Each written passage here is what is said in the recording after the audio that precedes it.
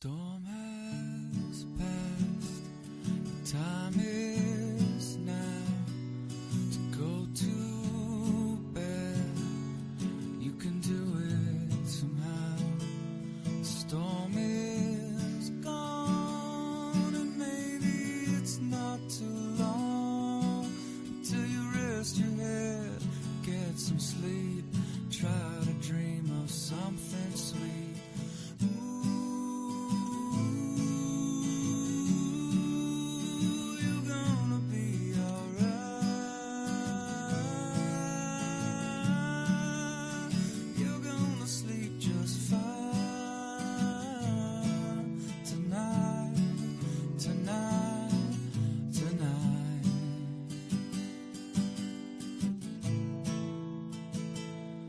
Thunder's gone, rain is coming down. If you look up to the sky, you see things are clearing now. Everything is gonna be okay, even when it's not. All storms pass eventually. Know you have a lot. You got me, you got mom, got all the things that you've become. Me, you got mom, got a loving home where you're from. You got me, you got mom, so love your family. You only get one, only get one. Storm has passed, the time is now to go to bed. You can do it somehow. Storm is gone, maybe it's not too long until you rest your head and get some sleep. Try to dream of something sweet.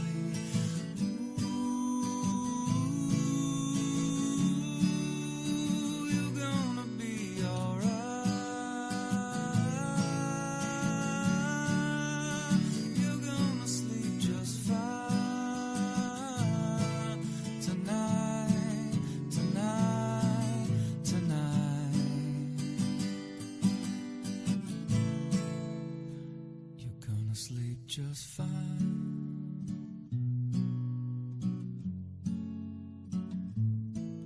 Tonight,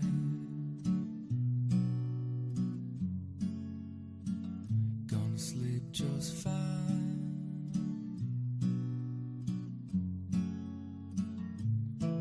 Tonight,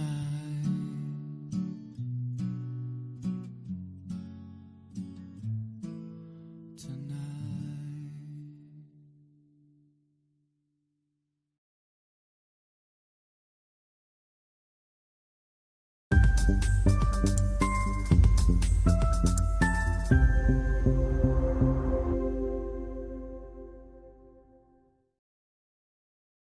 Hey there, folks. Adam here, going live, jumping right in. It was a late night. I was up till about, 6 or 7 a.m.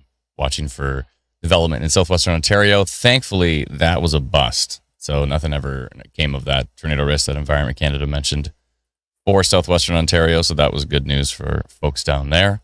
And then I'm on fumes. So bear with me today if I'm a little bit lost. We did have a tornado warning earlier that passed right over this area here, the Whitewater region. Kind of just started rotating around Pembroke, moved just to the east, and the second it hit this little tiny pocket that's still Ontario here, started rotating quite substantially. And I wonder if we can back up and take a peek at that. Yeah, there it is right there. So you can see just as it started to track into this Whitewater region, you see there was a rotation, you would call it a couplet, I guess, to some extent, but it's a mesocyclone, basically right over that area. And then quickly, there was a tornado warning, so kudos to Environment Canada, but just as it started to move to the east, it weakened dramatically. So that tornado warning was dropped. But yeah, pretty decent little storm there. Hopefully everybody's okay around Pembroke and east of that area. if you are in that Whitewater region, please let us know if you see any damage or anything to that extent.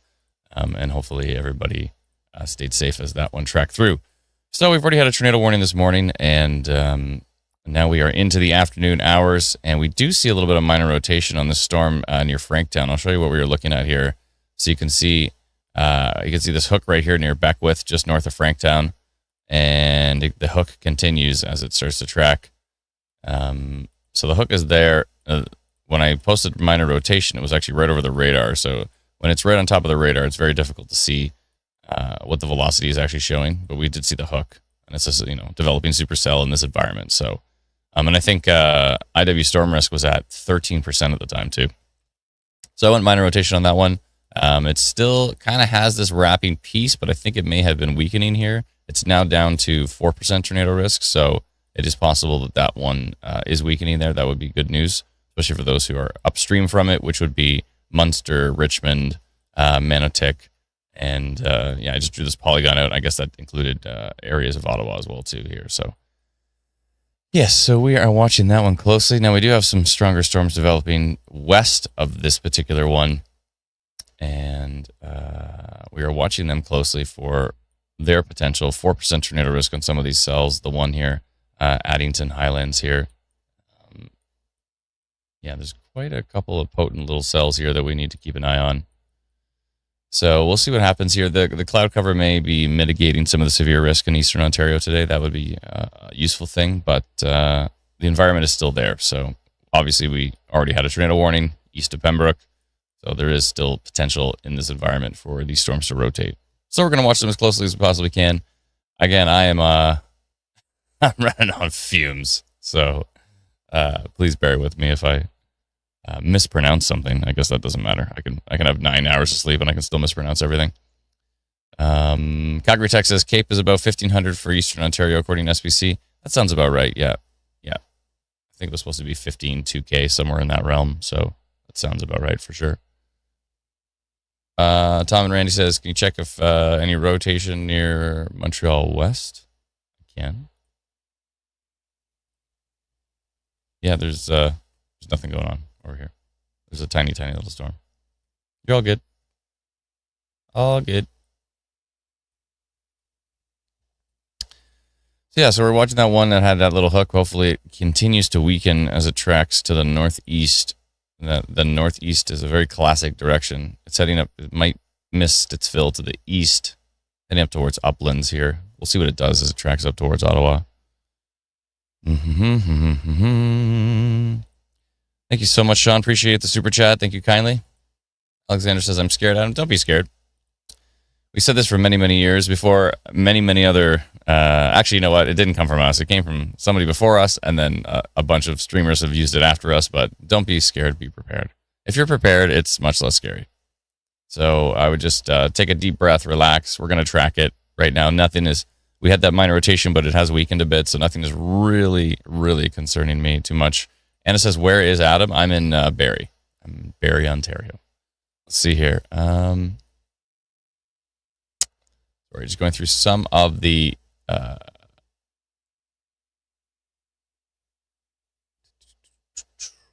comments here. Give me 1 second. I did miss Sandra coming in and saying, hello, hey, everyone. And she's been a member for 3 months. Thank you so much for being a YouTube member. We appreciate it.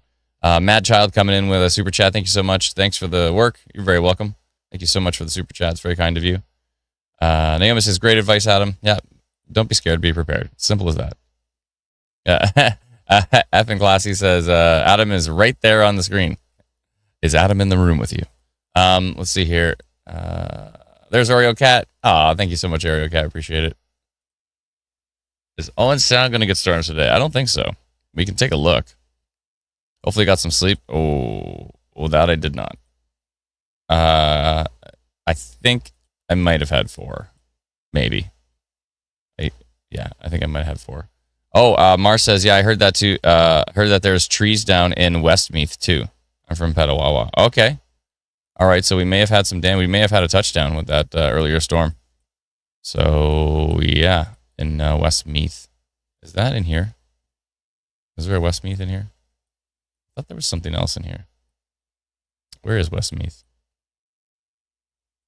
See if I can find it here. West. Oh, it is in there, says Mar. Okay. West Meath, Ontario. I said it says Whitewater region. Oh, okay.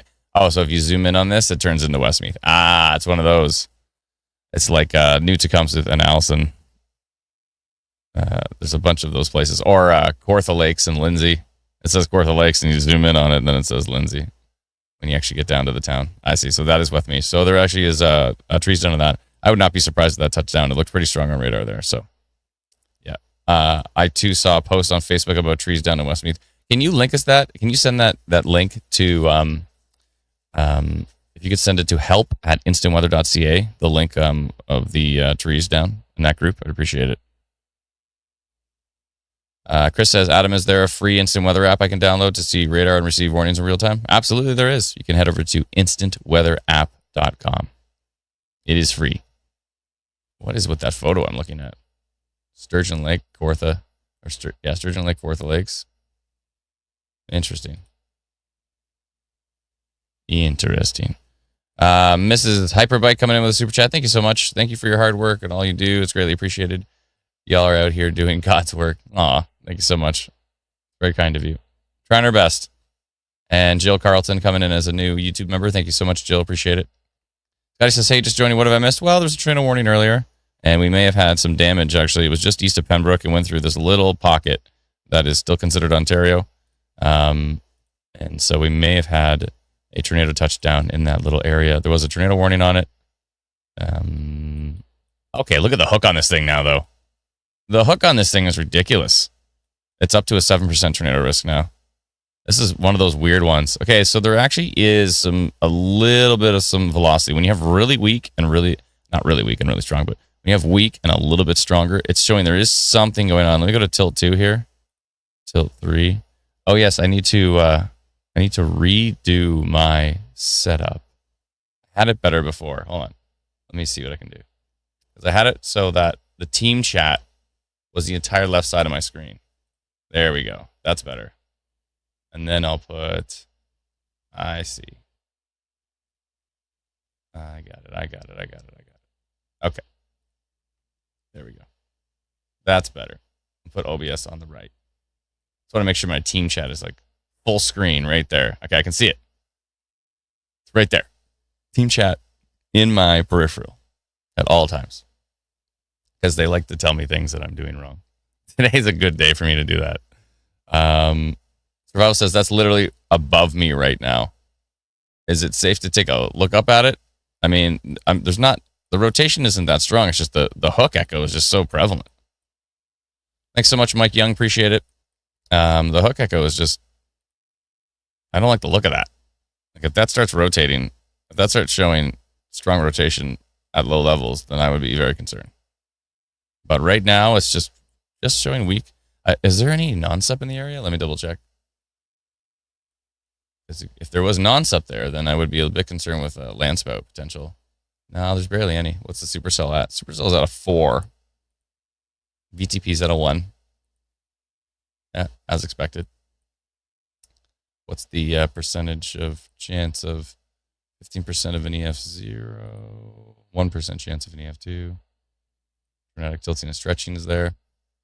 All right, so everything's in place for a brief touchdown. So, but right now, again, we have that hook echo. We just don't see the velocity supporting it. But stranger things have happened. So we'll be watching that one closely. I'm glad we have that minor rotation polygon on that particular one right now. Let's take a look around here. So this is the Environment Canada forecast for today. They did extend it much further than yesterday. They went all the way over to Peterborough. And I think in that part, they just said 70 to 90 kilometer wind gusts and 40 to 70 millimeters of rainfall. So definitely some flooding risk with areas that are going to see a lot of this precipitation here. I don't think Peterborough is actually going to see anything now at this point, though. Yeah, some storms kind of passed through, but it wasn't anything too wild. And there is a flooding risk you can see outlined in green that goes all the way through parts of northeastern Ontario, all the way into Quebec. Quebec could get pretty strong as well, too, today. Quebec could certainly see some strong rotating storms. I would not be surprised. Actually, Speaking of which, I don't like the look of that.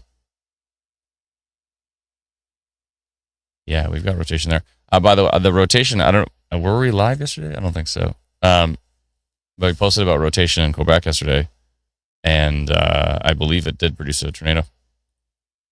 At least we saw some really, really strong damage. So either a tornado or a downburst, but it looked pretty nasty. Yeah, this is starting to rotate right here in Quebec. What's the tornado percentage? That's 6.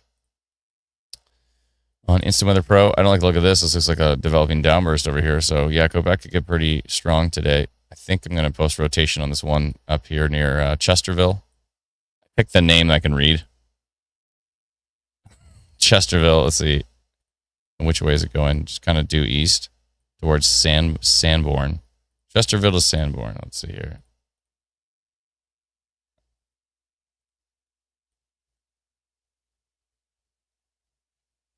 Or Hamnord. I'll go with Hamnord, whatever that is. Okay. Yeah, I think I'm going to notify that one for our friends in Quebec here. Let's see exactly which storm it is. That one. Okay, let's go do that. Oh, wait. We're getting a radar update. Is it getting worse or better?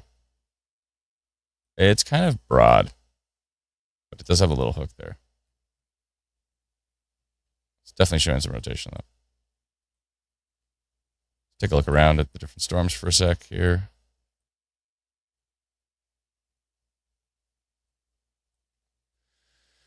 All right, so I'm looking at winds, and I'm looking at what I'm doing is swiping back and forth between wind and rain. So here's wind, and here's rain. Wind, rain. Definitely seen some broad rotation on that storm here. OreoCat says, appreciate you watching over us here in Quebec. That's my pleasure. I go where the storms go. So let's see here. Yeah, let me send a notification on that one. I don't like the look of that. Don't like the look of that. That's right near Hamnord, right? Okay, I got it. I'm just doing that in the background right now. I'm going to do a polygon for our friends in the Hamnord area.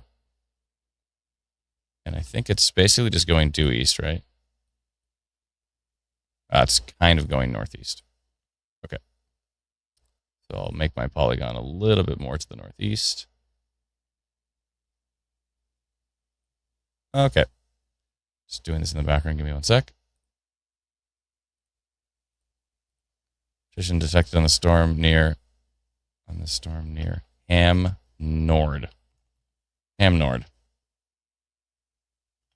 Tracking to the east-northeast. What does Hamnord mean? 1251. Oops. Okay. All right. Send that out right now.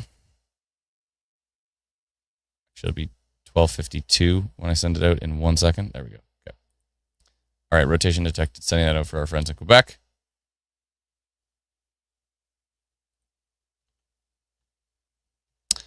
How can I get the display to look like yours on mobile iOS? If you actually, it depends. You're on iOS. Actually, if you, you know how you can, when you're in Safari, you can click that share button and then you can say add to home screen. If you do that, it'll get rid of the alert bar at the top and it'll just be such a better experience. So I would definitely recommend doing that if you're using Instant Weather Pro. But we're going to be adding to the app in like 2 seconds. So, but for now, if you want to have that, then I would.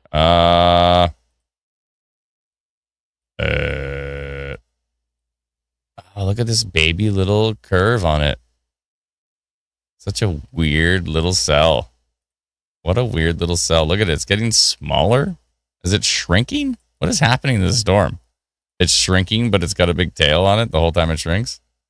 All right. I don't know what's going on with the storm. Again, we had minor rotation on it. I'm going to let that roll for a minute because this is a weird little storm. I've seen weird little stuff like this before. On my birthday so my birthday is July 29th. In 2013, on my birthday, there was a storm like this big. It's like this tiny, tiny little baby little supercell. I posted rotation detected, and we were such an early page at that time, and a bunch of storm chasers came into our chat and just tore me a new one. Well, who do you think you are? Da da da da da. That storm has no tornado warning. Blah blah blah blah blah. Don't you think Environment Canada would know? Yada yada yada. Anyways, long story short, it produced a tornado. So, so that was one of the early on situations of like, I guess we can kind of get the jump on things sometimes. That was an interesting birthday present. Okay, so I did post that polygon. You can see right here for Quebec. There's my little orange polygon. And for Ham Nord area, if you're in the Ham Nord area, I'd be taking shelter with that storm. It looks like it's definitely rotating. Okay, so there's the forecast there. It stretches into New Brunswick as well too. New Brunswick, certainly, and from what I can see, yeah, look at this. You don't see this often. New Brunswick actually has a tornado risk. Yes. Wait, was that New Brunswick or is that? Oh, that was New Brunswick. Yeah. So they actually put. It's a high risk too. They went high. You can see it's orange. I was like, why is it orange? Oh, because we programmed that in, so it actually does the proper colors. So the weather threat high, it's actually a tornado risk in New Brunswick with that storm. Brent, do you want to maybe post you want to maybe like take IW Pro and crank it up and post a post on in New Brunswick for this particular thing? Because they actually have a high risk from Environment Canada that mentions the tornado risk. I don't know if they don't mention the tornado risk in the yellow. They do mention it in the orange. So Edmundston, New Brunswick, has a risk for tornado today with these storms moving across. So yeah, they've gone high risk, and they actually went high risk in Quebec as well too, which is quite rare. And is the high risk in Quebec? They must have done this all from the same office because it actually blends perfectly together. Yeah, the high risk in Quebec also has a risk of a tornado. So good to see the Quebec office getting on the ball. The QSPC, I guess they cover New Brunswick. I thought there was an Atlantic office too, but maybe the QSPC covers that area. And then also, if we go over here into Alberta, Alberta doesn't want to be left out, so they are getting in on the action here. And you can see there is a severe risk in southern Alberta from Environment Canada, 90 kilometer an hour wind gusts, 2 to 4 centimeter hail. And also, if you see this dashed line, you can see that is a funnel cloud risk. I don't know why I can't click it. There we go. Thunderstorm outlook, funnel cloud risk. So funnel cloud risk for Calgary today, which also would include a landspout tornado risk. So landspout tornado risk for Calgary, Three Hills, Airdrie, Drumheller, Hanna, just north of Brooks. It's nice to be able to take the Environment Canada maps and actually zoom them in and see what every single town that's included in that. So other than that, it's just a minor severe risk that extends, other than this risk that's in deep southwestern Saskatchewan as well too. And yeah, so I guess we'll be watching for that as well.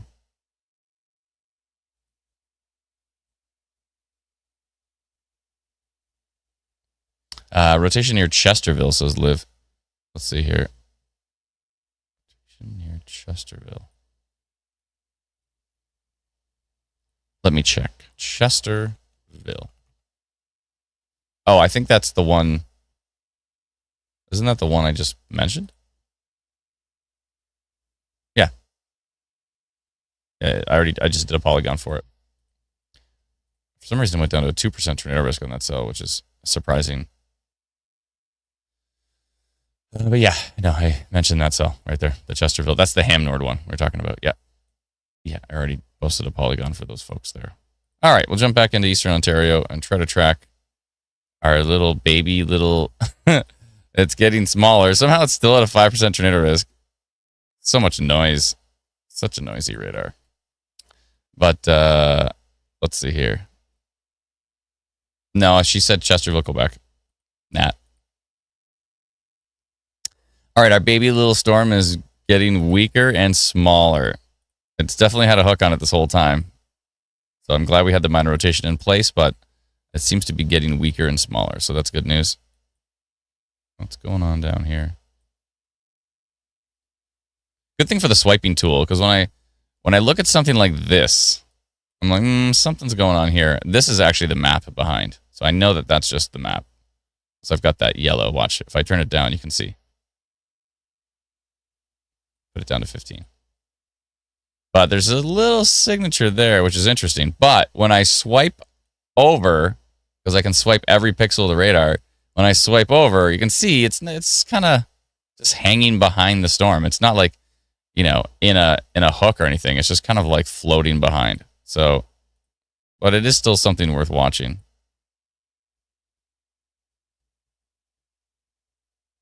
At this point in time, it's floating behind the storm here. Okay. Yeah, I basically just woke up, came downstairs, turned on the lights, and went live. I tried to have a little nap, and Brennan called me for the tornado warning. My phone didn't ring. Actually, it doesn't even show in the missed calls, which is weird. But thankfully, that was brief. I hope everybody stayed safe with that one. Why is Franktown radar so noisy compared to the other ones? Nah, they're all noisy. They're all noisy. This one's even worse. This Blainville one. It's just something to do with these radars. It's just really noisy on velocity. It's kind of a pain in the butt. There is actually the rotation down here just south of Ham Nord is right on this tail of this part of the storm. Is that stretching to the south? No, it's still going to go this way. Yeah, so if you're east of Ham Nord in Quebec, I'd be taking shelter with that storm because it's definitely got some rotation on it. Definitely. And that what I believe was a tornado yesterday was up near up Sag up here. It was somewhere in this area, but I posted about it.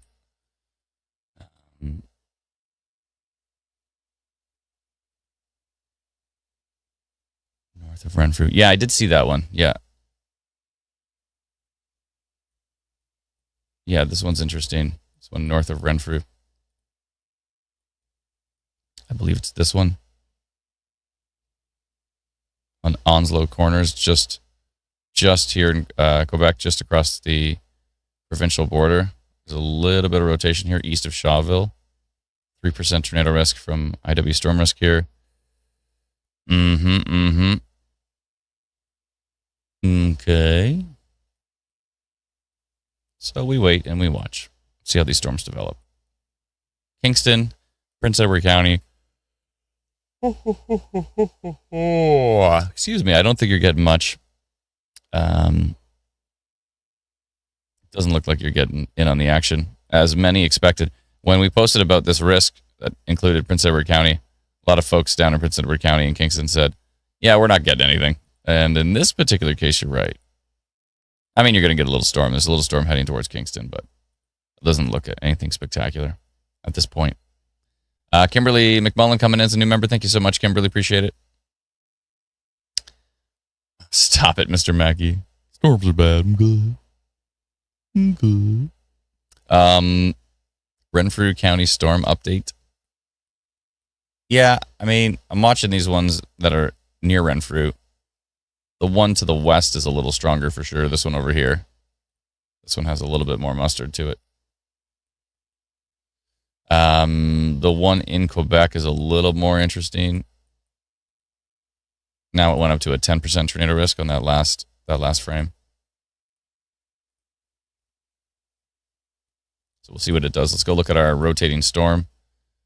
Take a look at the one southeast Montreal. That one's not too wild. This one right here near Drummondville is interesting. And then we have our rotating storm near Ham Nord. And, oh, I'm at the wrong radar station. There we go.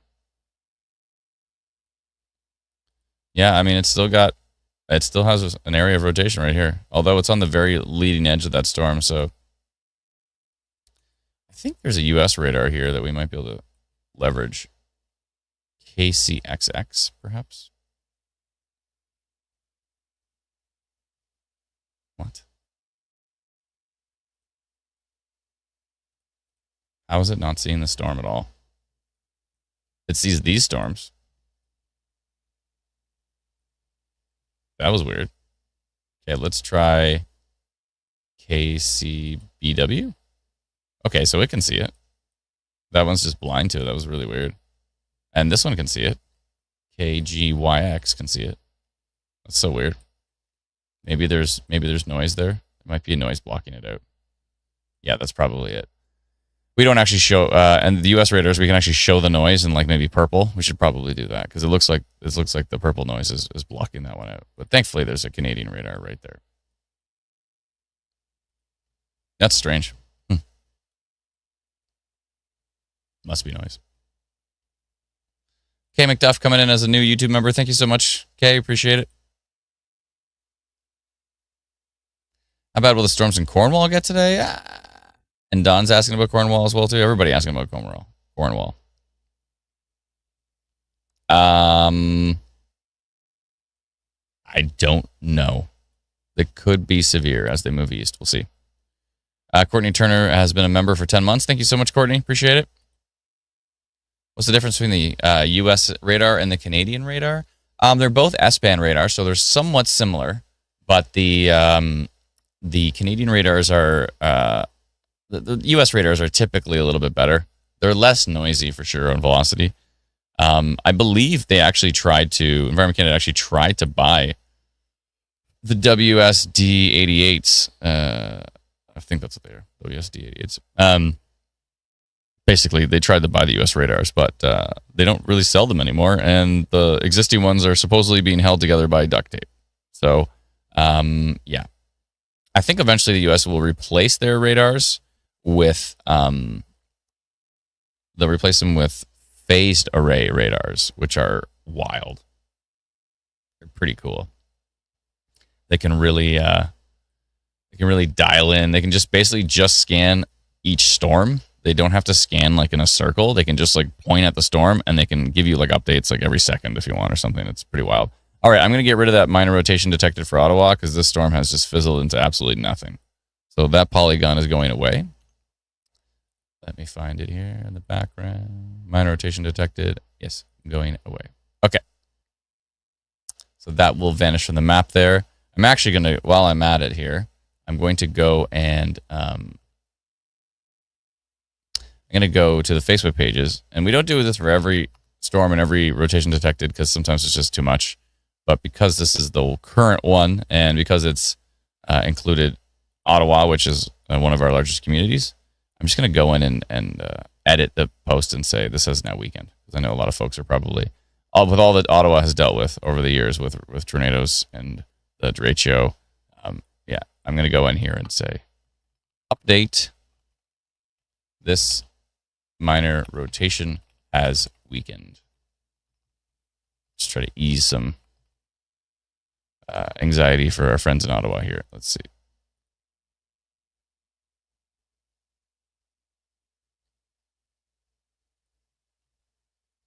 Okay.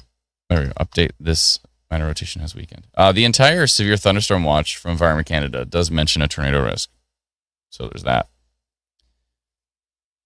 And I better also go do the same thing for Instant Weather Ontario. I did Ontario Storm Watch, and now I'm doing an Instant Weather Ontario. Some wonder what is the difference between Instant Weather Ontario and Ontario Storm Watch? Absolutely nothing. We literally post the exact same thing to both pages. It's nice to have two pages. It actually increases our reach a little bit, which is interesting. But ultimately, it's just nice to have a backup. You never know what could happen. I've heard some pretty wild horror stories about, people's Facebook pages just vanishing and stuff like that. So we have two. So if we ever have to, we can default back to the other one. Okay. Yeah. So that little storm moving into Ottawa has weakened dramatically. So it is not a concern anymore, which is great news. Let me hit refresh on Instant Weather Pro here. Give that a second to reestablish itself. There we go. Okay. So let's look at the storm west of Renfrew. These got some strong winds on it, but I'm not seeing anything with rotation at the moment. This little storm here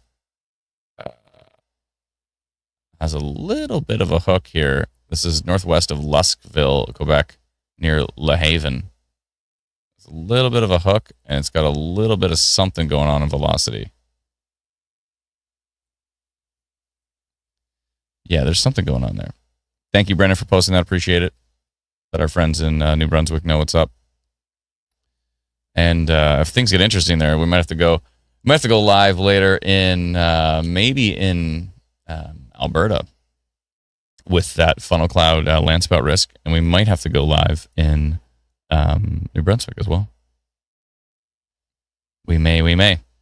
Andrew says, "What's the Cape?" I think somebody mentioned it earlier. I believe it was. Let me double check here. The Cape is actually, there is a pocket of 2,500. The Cape is actually 2,000 right now. The surface-based Cape is at 2,000 right now around the whole Ottawa Valley, and 2,500 kind of near Cornwall. Not bad. The wind shear is pretty good too. We've got wind shear up to 40 knots. You mix those two together and you got a supercell composite of 4. And up in Quebec, it's actually reaching up to an 8. And what's the VTP? Oh, the VTP is now a 2. So you're probably wondering what the heck I'm talking about. We're looking at the Storm Prediction Center meso analysis. Let's see if I can bring that up on the screen here. Let's see how it'll look. Okay, I'll jump over to the meso analysis and we can take a peek at that. Where is it here? Here? There we go. Okay, so let me just give you a reference point because you can't really see where everything is. So this is, follow my mouse. Do you see my mouse in here somewhere? There we go. Okay.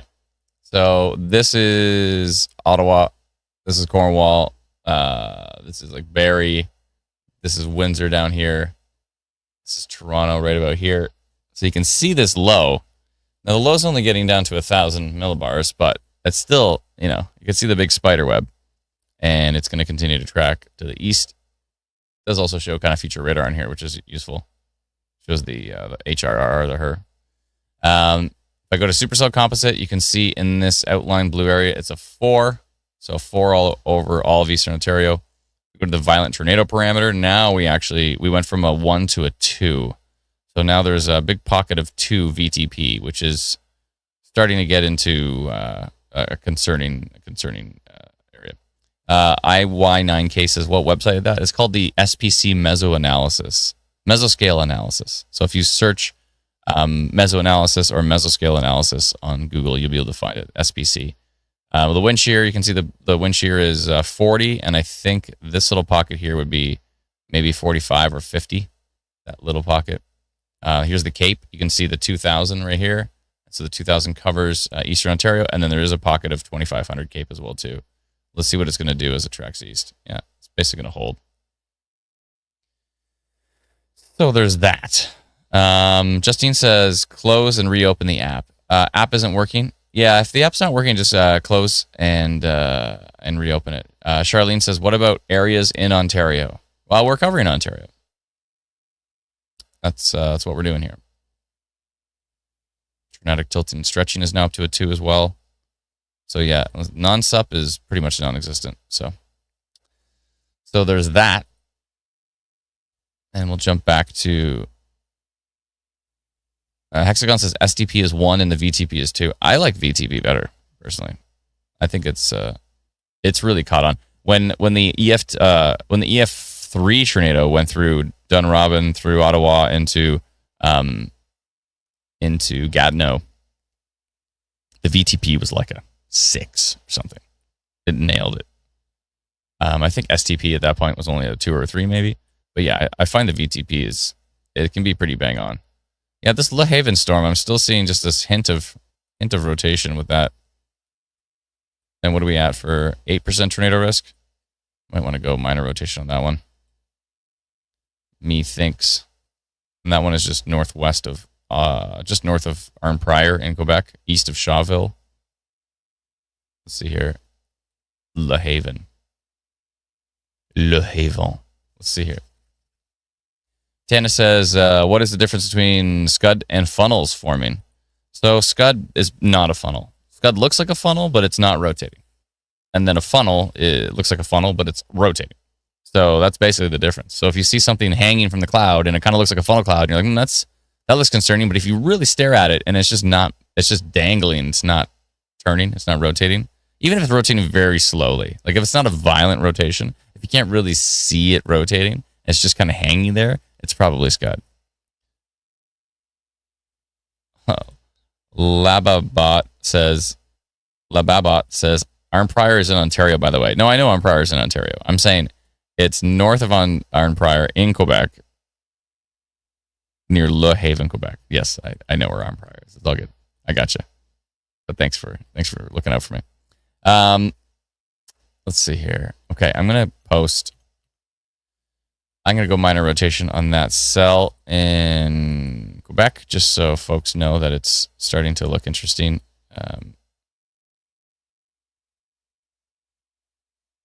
That is the one near, what is it again? Le Haven. Le Haven. Let's see here. Habs fan again with the super chats. My goodness. Every time. Habs fan coming in. Same super chat every time. Thank you so much. Appreciate it. We'll be driving into this soon. So this is all the more appreciated today. I hope you're not driving into it. Doesn't look like fun. That's moving slightly to the northeast. Okay.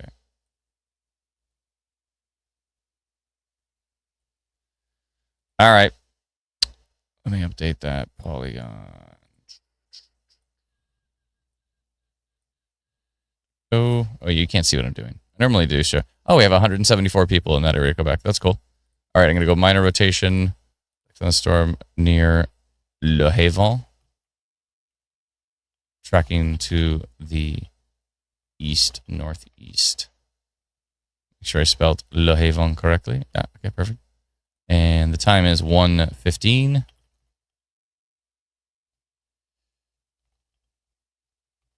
Okay, I'm going to send it out to our friends in Quebec. And that should be good. Okay. Let me jump back to some other pro. And there should be a polygon on that one pretty soon.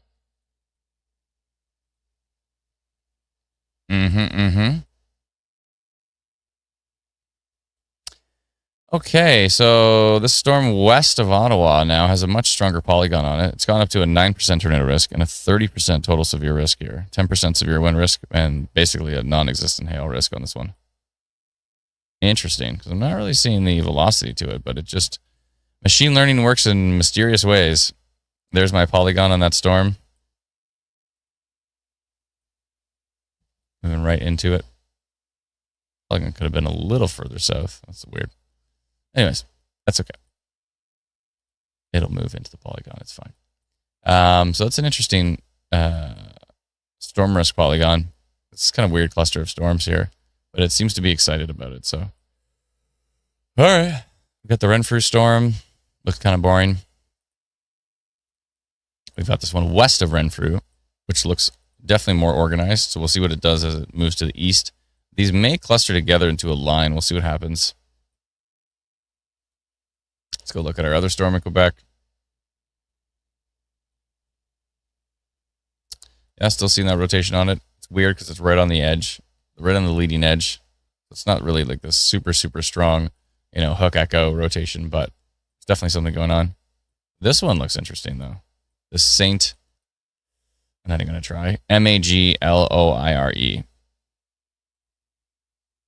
No, I'm not even going to try. I'm just literally saying the letters now from now on. That's it. I've given up. I'm just saying the letters. I've moved on. Moved on from pronouncing things wrong. There's probably a lot of people going to spell it out in the comments. Maybe. No, maybe no. Maybe. Saint Mag. I'll just call it Saint Mag. Is that good enough? Saint Mag. Saint Mag.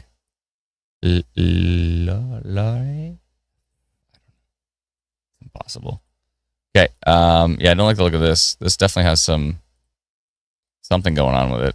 I don't know if it's a downburst or it's a little bit of rotation in there. Minor rotation, maybe. Looks downbursty. But it's got this little... Let's see what Tilt 2 is doing.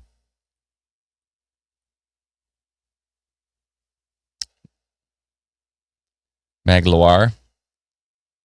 Oh, okay. Magloire. Oh, like noir. Okay. That makes sense. Yeah, that's way easier. Way easier than I thought. Magloire. Saint-Magloire. Yeah, I don't know. If you're in Saint-Magloire, Quebec, I'd be taking shelter with that storm. That thing's moving hot. It's all under a severe thunderstorm warning from Environment Canada. Looks more like a downburst. We'll take it. We'll keep an eye on it as it tracks. Good. We're getting any new radar frames soon. Let's see here.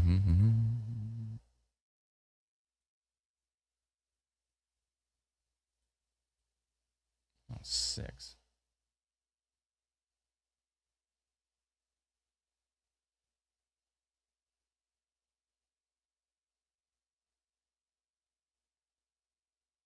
Canadian radars haven't updated since 105, 106. I'm just checking another app to make sure. Oh, there they go. Oh, you know what it is? It's the calibration frame. Damn that calibration frame. It's funny because Dr. Sills is like, he was looking at some old tornado. He was looking at the derecho from 2021. And he messages me and says, hey, Adam, there's this like missing frame in all of the radars. Or there was a missing frame.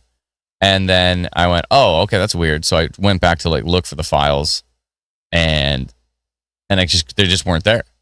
And then I was like, wait a minute. I went to every single radar station. They're all missing. He goes, oh, I think it's the calibration frame. And so every day they have to calibrate the radars. So there's a missing frame every single day. And I was like, oh, I'm just like, at least it's not our fault. I was like worried, like we missed a frame on one of the most important, most devastating events in Canadian weather history. I was like, oh no, is that our fault? And it turns out it's not our fault. It's just a weird calibration frame thing they do.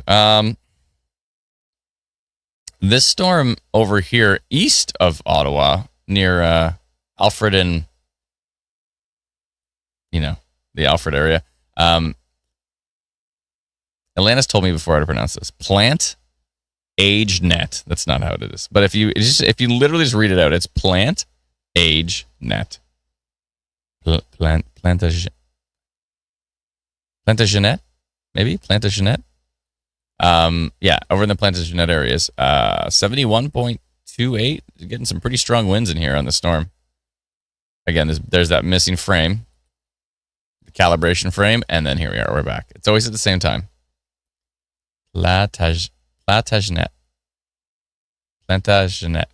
I was okay with Plantagenet. See, because Mar says Plantagenet. But then somebody else said I'm right. And then Plantagenet. I don't know. Something like that. So yeah, some pretty strong winds over there on that one. We want to keep an eye on that. Good. Oh, but see, then Blainville has the 112. So I don't know. I don't know. But supposedly it's these calibration frames.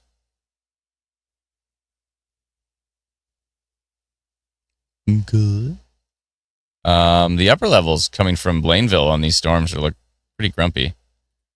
But the low stuff is not as noticeably strong. I'm just glad all the radars didn't go down there. I was worried for a sec. Oh, yep, you got Plantagenet right. Oh, okay. It's pouring. How are the winds, by the way? Can you let us know? 301 Nurse says, thank you so much, Adam and team, for all you do. You're very welcome. It's our pleasure.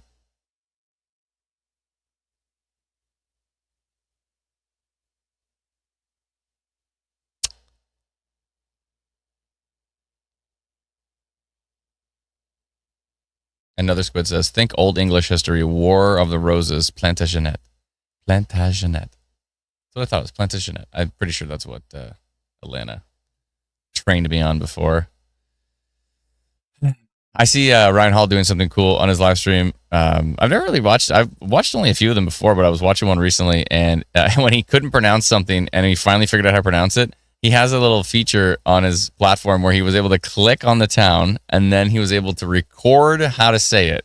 So then every time he wanted to like say that town name, he would just click on it, and there'd be a recording of him saying the name properly. And I was like, that is genius. I need to do that so bad. That is brilliant. A brilliant feature I need to add. Yeah, still seeing that rotation right there near Duclos. 17% tornado risk now on that cell. It is kicking it up a notch, and it's definitely got a hook going on here. And that is just northeast of La Haven, near Duclos. It's not Ducklos. Ducklos? Duclos. Yeah, definitely rotation on every tilt here.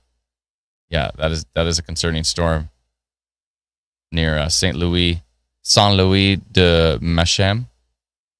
That is a concerning area right there. Is Adam playing? I don't know what you mean. I don't know those. I don't know that term. /playing /question mark. Duclo. Oh, Duclo. Okay. There's no S. Duclo. Aha. Oh, at Kempenfest. Yeah, I'm playing at Kempenfest. We're opening for Colin James with the new band that I joined. So yeah, that'll be fun. That is on the August 2nd, and I think we're on stage at about 7:30-ish. 7:30. We're called Face the Lion. Should be fun. We just recorded a bunch of new songs. We're excited to debut them. It's going to be sweet. Recorded with Juno award-winning producer Kevin Dietz, I believe his name is. See here. There are some wild wind gusts in Athens, says Brittany. Thank you so much, Brittany. Appreciate the update. Reggie says, can you check on Manotech for some of us, Adam? Appreciate it, brother. No worries. Let me take a peek. Gat Girl said, did you say Colin James? Yeah. I've actually opened for him before in a previous band I was in called Atlantis Blueprint, but it'll be exciting to open for him again. And now I think we're the direct opener for him. Before there's like another band in between us or something. So yeah, it's going to be exciting. So if you come to Kempenfest to see Colin James, the opening band will be me playing lead guitar and doing harmonies and singing parts and having a lot of fun. Let's see here. Tricklet says, is radar back up? It was down. Yeah, I think it was the calibration scan. I think it's back up.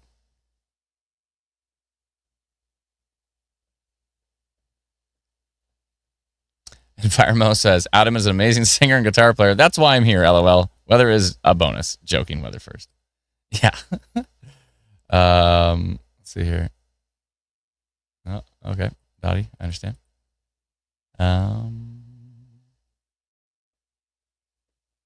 Smith says, planning on going to Kempenfest. Oh, okay.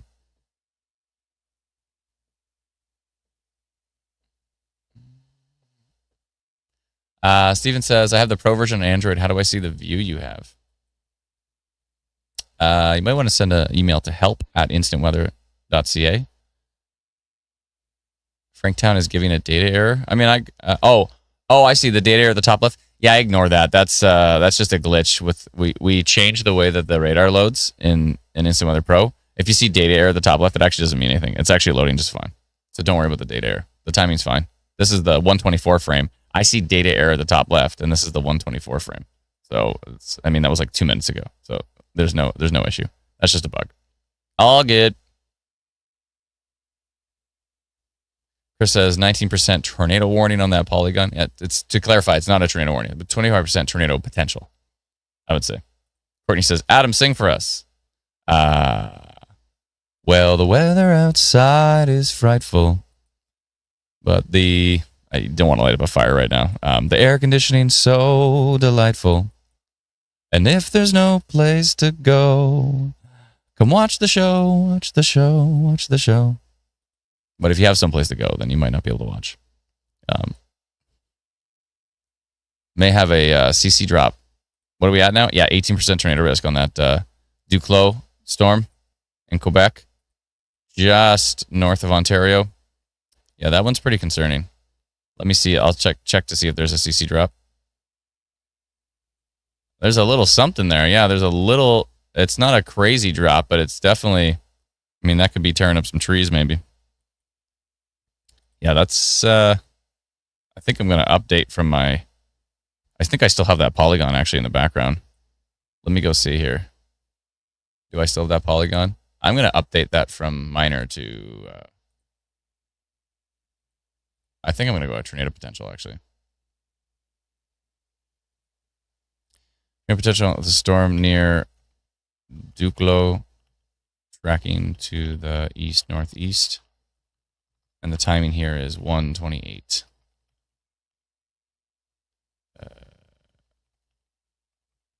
Okay, I'm going to notify that exact same polygon. I've already got it prepped. 28 looks good. Okay. Sending it. Excuse me.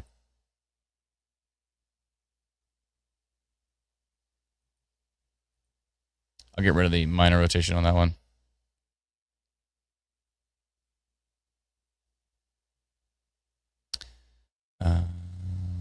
The La Haven one, I'll get rid of that. Okay.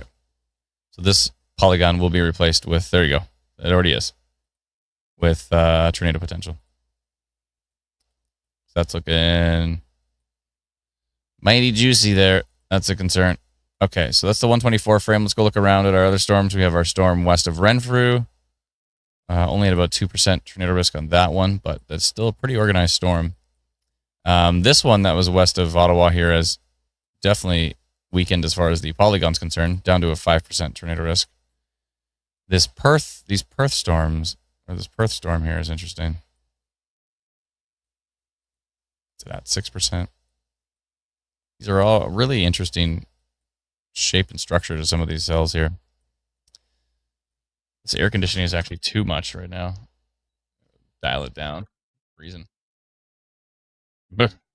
Courtney says, LOL, no Christmas. I don't know, it's the best song I can think of. You put me on the spot.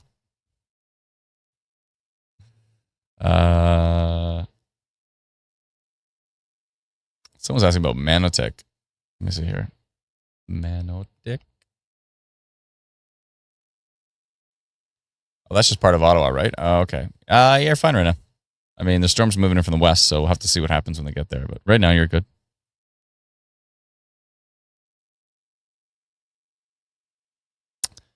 Good.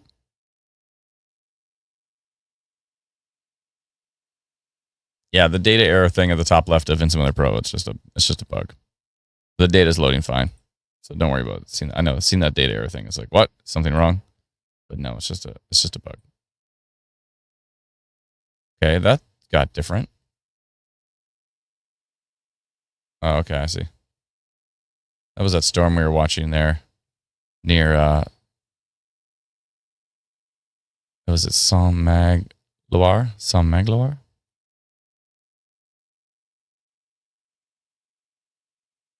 I don't know. Whoa, was that a bookend? Okay. All right, watching stuff in Quebec, watching stuff in Ontario, trying to keep an eye on all these storms. That might be a bit of a bookend. That is a bookend. Bookend vortex. This is a bookend vortex. So that's a bit of a concern. Okay, that's getting a polygon too. Normally I do these polygons right on the screen. I probably should. Saint Fabien de Penay. Saint Fabien de Penay. I got to start doing the Duolingo. Might be a good idea. Anybody? Did I get that one right? Excellent pronunciation. Excellent. I mean, we all had to take French from grade 4 to grade 9, so I did do some of it. A lot of it was coloring for bonbon, but we did learn some things. Okay, let's see here. Let me find that storm. Where is it? Where did you go, storm? Yeah, I don't like the look of that.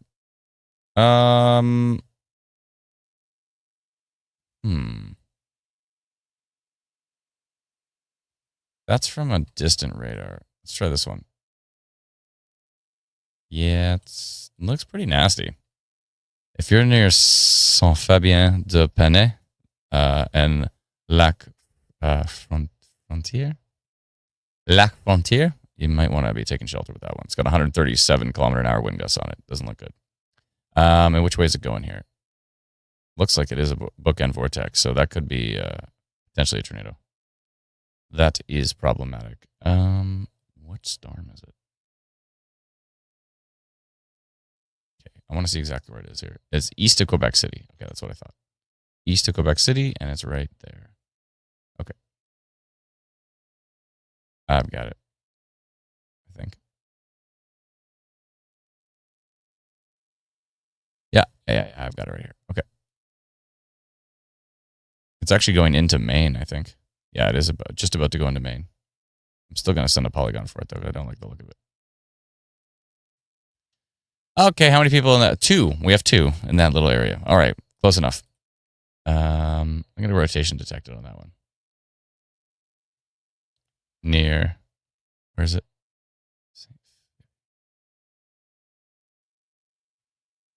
Saint Saint Fabien. Everything is so long. De Bene.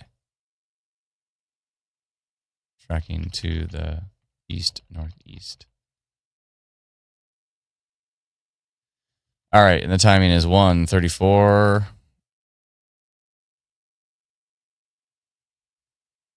Okay, just sending a polygon for our friends in Quebec here, and let's see. I think that's right. Okay, sending it right now. Okay, polygon on that one. I don't like the look of that. That looks like a bit of a bookend vortex there. Bookend vortex. Do do do. Wrote a song called Bookend Vortex once. It was a thing. Here's our tornado potential storm over here. 13% tornado risk on it now. Let's see. This is just north of Ontario in Quebec. Let's see here. Let's go take a look at our Ontario storms. The Perth one, the Smith Falls one. Looks like pretty torrential rain, strong wind gusts, possibly 9% tornado risk on this cell. Interesting. I find sometimes when these automated polygons, when they get larger, the tornado percentage seems to go up accordingly.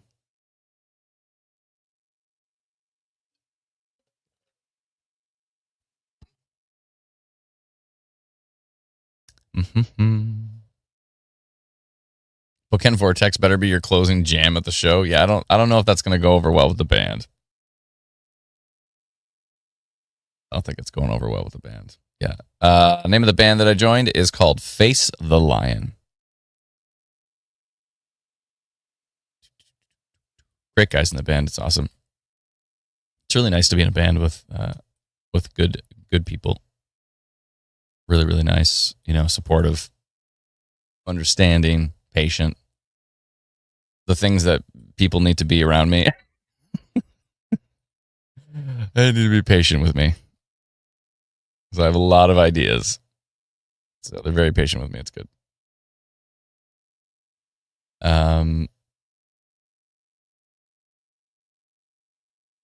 Congratulations, says Anna. Thank you so much. Yeah, the songs recorded at the studio sound great. It's it's to clarify though, it's not a soft kind of soft. It's a pretty kind of hard rock band, not like screamo or anything, but like it's rock. It's pretty solid rock. It's good for a big stage, rock and roll. I'm like shredding leads and stuff. It's pretty cool. Not shredding, but bending a lot of solos, doing a lot of effects and stuff like that. It's pretty cool. So yeah, I think we're actually playing in Toronto too. We're playing at the Horseshoe right after that show, so I'll have to let you know the date on that one. But yeah, we're playing the Horseshoe Tavern in Toronto only a few days later. I think August 6th, maybe. So that'll be interesting. Yeah, this one I definitely don't like the look of this one. Northeast of Duclos. Okay, it may have weakened a bit. May have. It went up to 26% tornado risk right before it weakened. There's a little broad rotation here northeast of Wakefield, Quebec as well too. There's a little bit. Everything is like starting to rotate slightly in Quebec. That's got a little bit of rotation on it. So we'll see if any of that hangs back towards Ontario. Again, there was a tornado warning earlier, which was east of Pembroke. And we have heard about some trees that came down, so that could have very possibly have been a tornado touchdown east of Pembroke right here, which should have been north of Beachburg in the Whitewater region, or it is called, as I zoom in, Westmeath. The Westmeath area. There is some tree damage there. So if you're in that area and you do have damage, please share it with us so we can send it to the Northern Tornadoes Project, and Dr. Sills and his team can take a look at that. yeah, so if you are in the Whitewater region or if you're in Westmeath and you do see that tree damage, if it's safe to do so, please take some photos of it and share it with us on Ontario Storm Reports on Facebook. That group is unbelievable. I mean, what is it now? It's like, I don't know, 520,000 people in that group. It's just shocking. Oh, I just did a interview with the Globe and Mail. Like phone interview. Very nice lady there. I believe her name is Samantha, and we talked for like an hour. She wanted to know all about instant weather and the origin of it, and and how we, are people getting more into weather? Are people? Do you think that all this data makes people more anxious or less anxious? And I said, I think having more data, having more information makes you less anxious, because if you don't know what's going on, it's the unknown is the scariest thing. Back in the day when you just read like the red ticker at the bottom of the screen that said the tornado warning, and you just read the details like 10 times in a row, and you're like hoping the 11th time maybe the details are going to change and tell you something, and they don't. I talked to her about those kind of frustrations that kind of spawned me into this. So, but yeah, pretty cool. The Globe and Mail, that was interesting. She reached out and said she was doing an article. I think she said, speaking of August 2nd, the day that I'll be performing at Kempenfest, opening for Colin James, is the same day that I think that article is going to come out. So cross your fingers that it's all hunky dory. You never know. You never know. You never know when these articles come out. But she seemed awesome. She was super cool. So I think it's going to be a good one. D324 says, agreed. I was a lot more scared before finding your organization. Awesome. Glad to hear. Info helps a lot. Yeah. Thank you so much. Appreciate it. I appreciate it. Let's see here. Well, we watch, we wait. Lots of watching and waiting. That's what we do. Mar says, yep, I lived through one of Petawawa's many microbursts laying on the ground in my basement as a teenager with my family's dog all alone. Oh, that sounds brutal. I'm glad you kept the dog hopefully calm. I'm sure it was, they can hear things we can't even hear. So I'm sure it's pretty horrifying for them, for sure. For sure. We call like with previous dogs, we've called the thunder GGs, the bad GGs. I don't know why we call it that, but yeah. Cheryl, thank you so much. Thank you kindly. Appreciate it. Amazing person 3409, our favorite random anonymous that always helps us with our live stream, says Saturday looks like it could be an interesting day in deep southwestern Ontario too. Yes. Yeah, we've been looking at the weekend. Thank you for that. Appreciate it. Sandra says, I'm anxious and it's made me less. Perfect. Glad to hear. Clavo says, does the storm just above the Duclos one also have a hook? Let me see.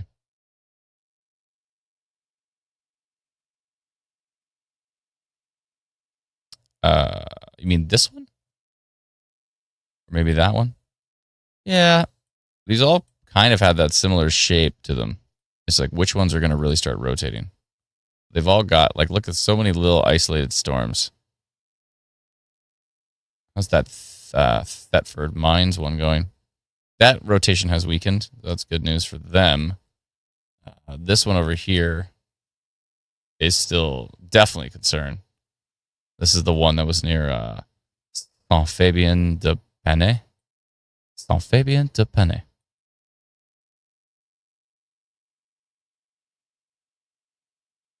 Tracking to the northeast there. That's a concern over in Quebec. This one has been a concern, but it may be weakening. These storms are starting to approach the Franktown radar now, so you can kind of gauge how far east they are. We'll see what these ones do as they track up towards Ottawa. I mean, Ottawa's definitely going to get some storms, unless it all just weakens or something. Like that little one weaken. Let's see what that missing radar frame is. Environment Canada. Missing on every app, not just ours.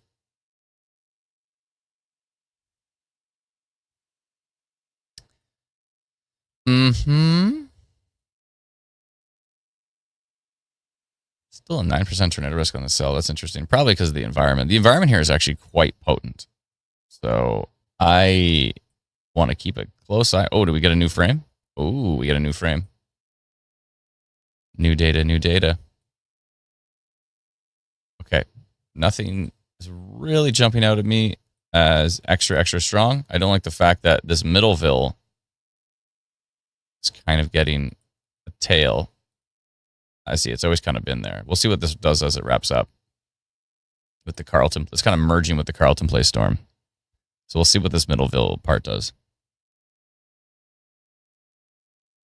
Do I have any merch for music available? I really need to do some stuff for my solo stuff too. So I have like a million songs that like I'm not even gonna have as part of that band.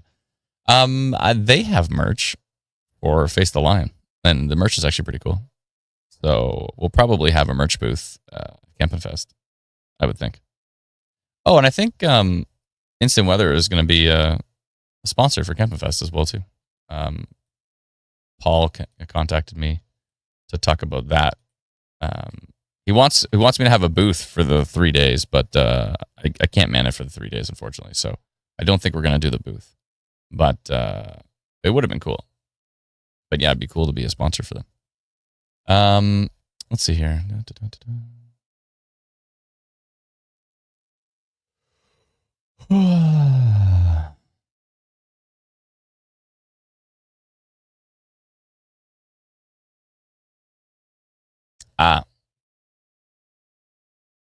Native XD says, I paid to have my radar look like mine on Safari, but unfortunately, Labrador, where I'm at, Labrador does not have a radar station. Yeah, there's nothing we can do about that. There's no radar stations up in Labrador, unfortunately. Only ones in Newfoundland. Smith says, I'd offer to help out, but I probably can't handle 3 days in the heat. Yeah, I mean, yeah. And there was like a 15 by 15 booth. I'm like, I don't know, like what can I fill this with? Like, I don't have like buy like a 100-inch TV and put it back there and like, I don't know, set up my whole computer system or something like that. But you know, how many times has Campin' Fest been hit by like a microburst? I'm like, I don't know. It's yeah. There's certain days I can't even do it at all. So, but on the days I can do it, it would have been tricky. It would have been tricky for sure. It'd just be me at like a table with like some instant weather cards and like a banner that says instant weather. People would walk by. You're like, oh, look at all these amazing artisans and all this amazing stuff we can purchase. And then they walk by and just see me sitting at a table. I'm like, hello, I like the weather. And they're like, okay, buddy. And they just keep walking. Yeah, that would be horrifying. Let's see here. Oh, wow. Thank you, Patricia. I see that right now. Gonna take a peek at that in Carleton Place. Yeah, that's starting to get a little lower to the ground there, that Carleton Place storm. That's this one right here. Let's see what percentage it. 9% tornado risk on that cell. I'm not really seeing any organized rotation, although it's really close to the radar. It's hard to tell. Yeah, there's a photo from Carleton Place. Was it on the screen there? Or did it get replaced? Brendan, can you scroll back to get that Carleton Place one? Can? Yeah, that one right there. Anonymous participant has just posted this from Carleton Place. And a little bit of maybe what kind of looks like a wall cloud on the. So you can actually see the rain shelf.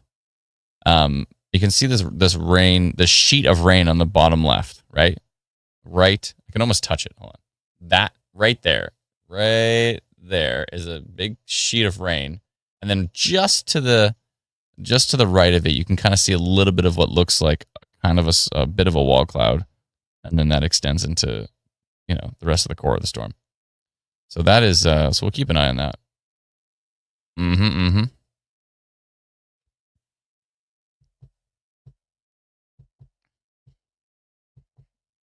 Instant Weather needs to advocate for a radar station in Labrador. Sure, we have no pull. Like if I contact everyone I know at Environment Canada and say, can you put a radar station in Labrador? They'll say, probably not. I don't know. They just bought like 33 new radars, and they're all accounted for. So I don't think they put a new one at Fort Mac, which is cool. I think it depends on the population. It would be nice to have a radar up there, though, for sure. Oh, excuse me. Excuse me. There's Carleton Place. There's the rain and the wind. Tracy posted that video right there. You can see right there. Yeah, that's cooking pretty good. Joanne, take a deep breath. It's all good. Smith Falls, I'm not seeing, there's nothing really standing out for me right now. It's like shocking. Nothing. Smith Falls looks like some rain and some heavy wind. That's it. But nothing super concerning. So take a deep breath. You're all good. All good, Joanne. Take a deep breath. Even yawn. Courtney yawn? Sorry, I'm making everybody yawn. Remember, I'm running on fumes. I was up all night watching the non-existent event not unfold in southwestern Ontario. Because there were storms down there, so I'm like, maybe one of those storms will start spinning. Kayla says Carleton has rotation. Not really. Nothing. I'm not seeing anything super strong on radar yet. Teresa says, be nice to have another one in Nova Scotia too. Only one for the whole province. What are you talking about? There's two radars in Nova Scotia. There's one over here by Sydney, and there's one over here north of Halifax. And then there's this one in New Brunswick, which also covers a big part of. So there's actually the 3 radars that cover it. The U.S. radar over here near Portland does cover kind of the west side, and so does KCBW. So there's 3 radars there. Yeah, you got 3. You got basically 3 radars in Nova Scotia. You got 2 in Newfoundland, nothing in Labrador. Labrador's up right in here somewhere. Newfoundland, Labrador. Yeah, there's no radar stations up there. You can see all the radar stations there. We got them all right here. Go take a peek in Alberta just for a sec, see what's going on with this Lethbridge storm. Whole lot of nothing. For now, we'll see. And then there's that funnel cloud risk for Calgary. Yeah. I'm assuming we posted about the funnel cloud risk in Calgary. I would think so. Dalton says he's hearing tree damage in that Westmeath area. Yeah, we heard about that as well too. So, yeah, if you do have any reports of damage in Westmeath where the tornado warning was earlier, please let us know. Moira says, crazy there's no radar info out there. I mean, I think it's based on population, I think. So if there's a lack of population in an area, then chances of them getting their own multi-million-dollar radar is probably pretty small. I don't like the look of this. 20% tornado risk now on the Carleton Place storm. I don't know why that's taking so long to update, but we'll see what happens with this here. This is interesting. But no rotation right at the moment. I'm not seeing anything strong rotation-wise. I'm seeing some strong wind gusts potentially near Appleton, but only heading to almost 70 kilometers an hour, so they're not too strong yet. SW says, good to nap in Ottawa, or should I maybe nap downstairs? Maybe nap downstairs. I mean, you never know what's going to happen, but there's a severe thunderstorm watch in place that mentions the risk of tornadoes. There is some pretty interesting looking storms heading up towards the Ottawa Valley. So I would maybe, I don't know, maybe pay attention.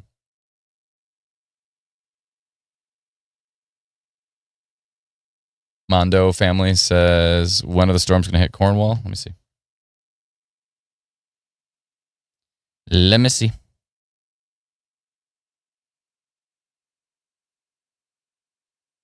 Oh, I forgot to go on Discord, sorry. My bad. I always go on Discord and just turn on the voice so that in my ears I can hear if anybody needs me or needs to tell me something important. Cornwall, maybe around 4 o'clock, 4:30, 5 o'clock, somewhere in there. 4 to 5 o'clock-ish. Cornwall's probably going to see something.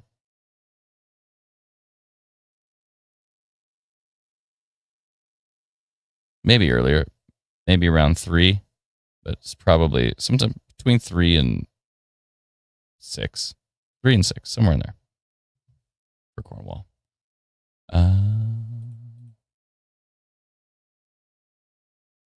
Okay, let me get on voice for our team here. There we go. I'm on voice now.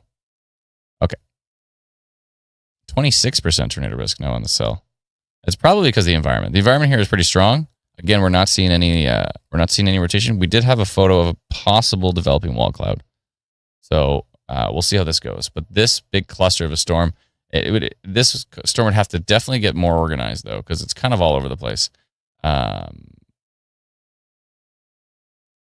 it's kind of a big mess right now. So for it to actually have a tornado risk, it would probably need to wrap up a little tighter, a little stronger. We'll see what it does. The Renfrew storm looks like it's pretty gusty winds. It's got a 9% tornado risk, but I'm not seeing anything strong for rotation. And what's going on with our friends in Quebec? That storm has weakened quite a bit. This one looks interesting. Near Lac-Simon. I would pronounce it, if I was just trying not to pronounce it with an accent or anything, I would just say Lac-Simon. But Lac-Simon? Something like that? Simon? I don't know. I can't pronounce it. Okay.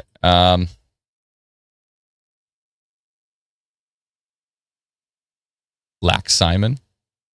I got it? Or was it Lac-Simon? I'm pretty sure it's not Lac-Simon.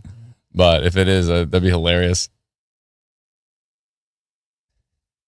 Simon. Lac-Simon. Ah, not Sai, but C. Lac-Simon. Ah. And lac meaning lake, I'm assuming.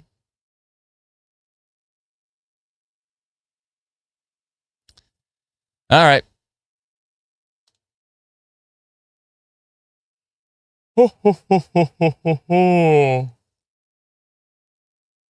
It's another squid says Lac-Simon, but the mon is pronounced through your nose. Lac-Simon. Oh. Some rotation on the Jersey Mill Quebec storm. I'll take a peek. I can pronounce Jersey Mills. Severe warning issued for Ottawa. That makes sense. That storm coming in. It's looking pretty potent. Thank you, Brennan.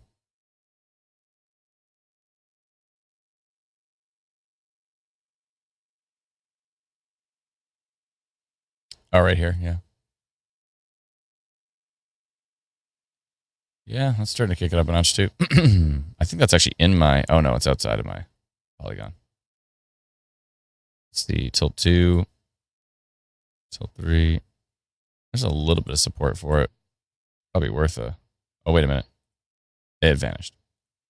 And it's gone. I mean, it didn't vanish, but it's weakened considerably.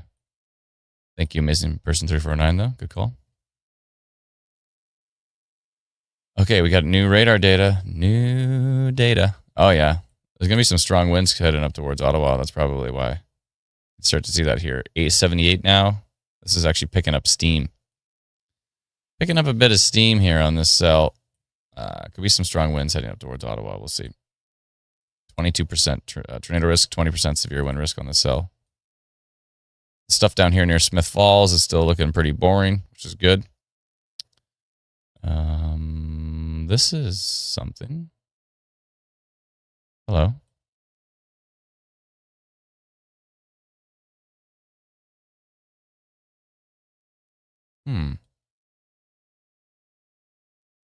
This Montauk storm has a little tail near Nolan's Corners, and as we go to the next frame, it still keeps the tail, and there's a little something going on. Interesting. Everything's getting a little tail. 5% tornado risk on that cell. All right. We watch.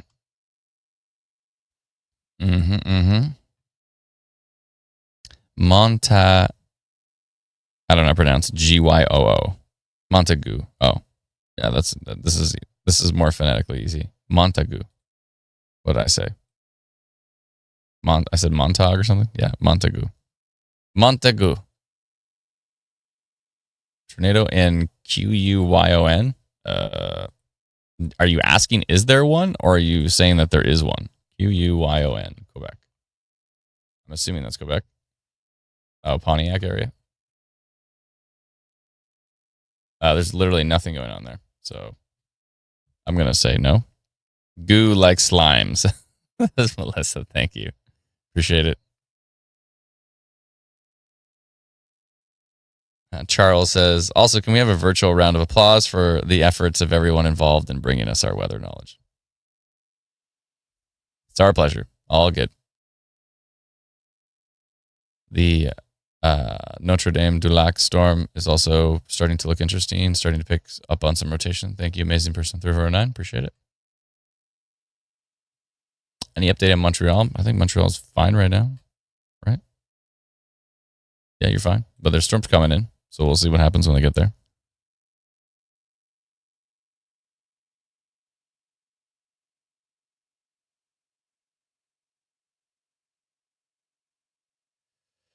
Just as anything happening in Kingston? Nah. I don't think so. Yeah, Kingston looks pretty boring. You're good. You're good.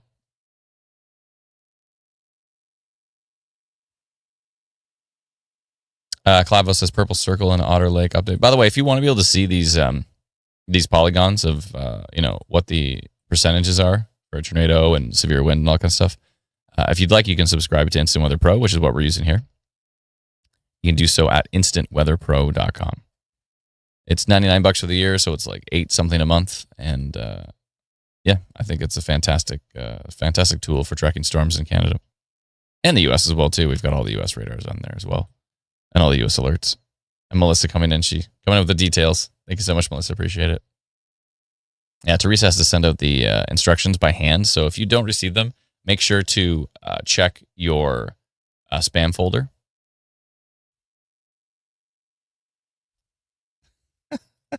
That's a funny question. All right. Let's see here. Let me just scroll up.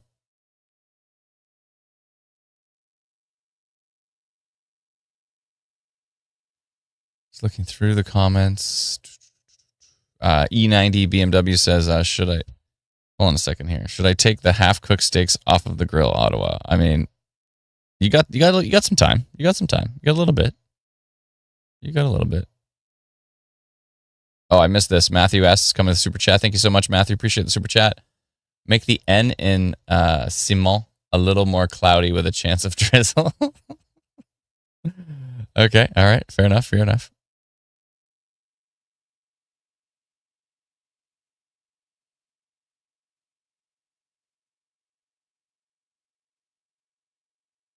E90 BMW says, I'm about to take an edible. Should I stay in the basement, Ottawa, for the afternoon?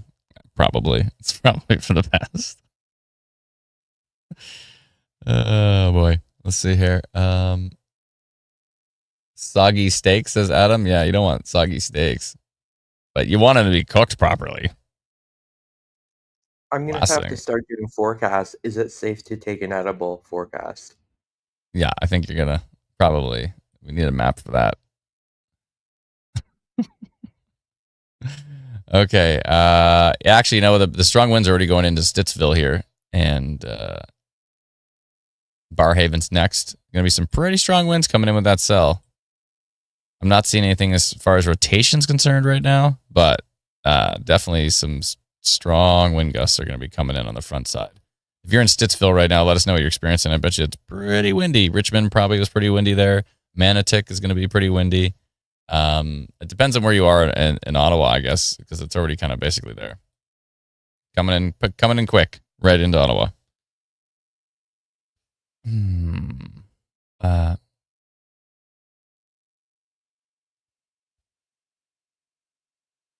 Why 9 cases? What are those widespread pink purple dots around some storms on reflectivity radar?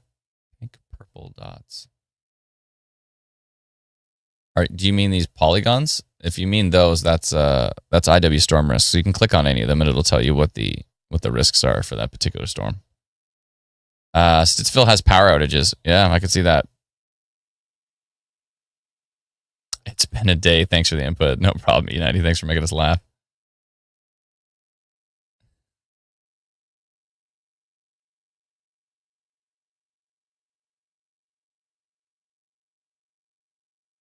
Two minutes per side, says Had 316. Are you cooking? Oh, 2 minutes. Okay. I was about to say, I was like, is that a blue steak? But no, 2 minutes is more than a blue. And the Squid says, do you guys still have the 3D modeling software you can visualize the storm in 3D? We sure do. We're just making some tweaks to it, so we can't show it off on the stream right now, but we definitely will be showing it off and releasing it as well.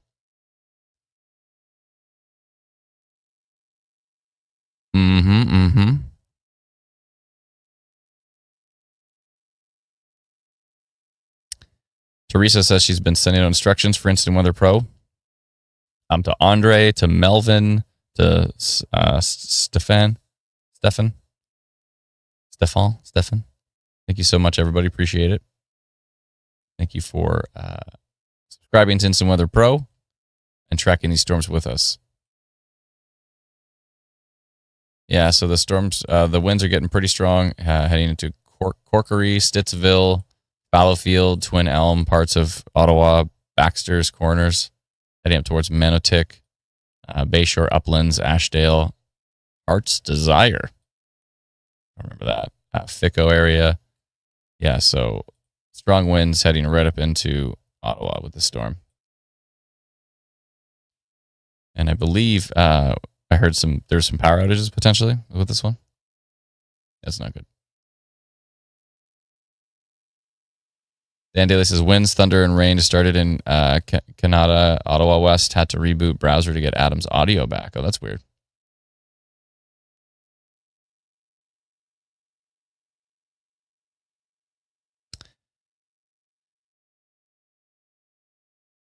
What are you using Instant Weather on, Adam? It's a website. So this is just a Chrome browser. I'm literally just on a website.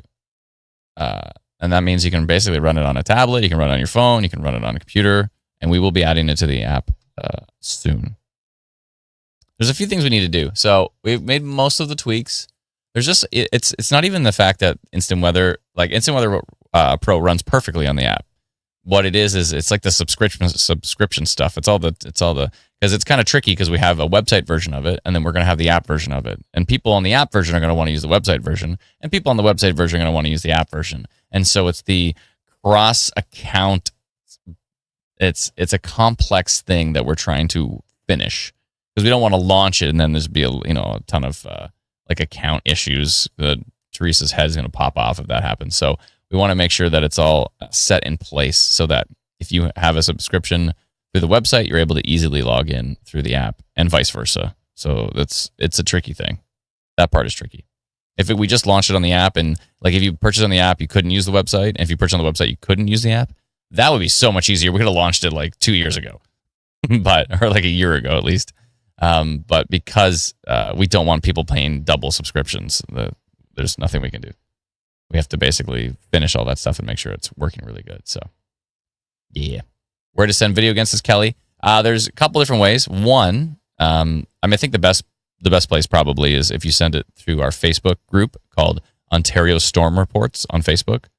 So go to Facebook, search Ontario Storm Reports, and submit the video there. If you're not on Facebook or you don't want to get on Facebook, it's too bad because it's like 500,000 people in that group. It's an incredible group. But some people, I would like literally just tell people, just get on Facebook just for that group. If you don't want to be on Facebook for like family and friends and everything, like you want nothing to do with Facebook, just go on Facebook just for that group because that group is incredible.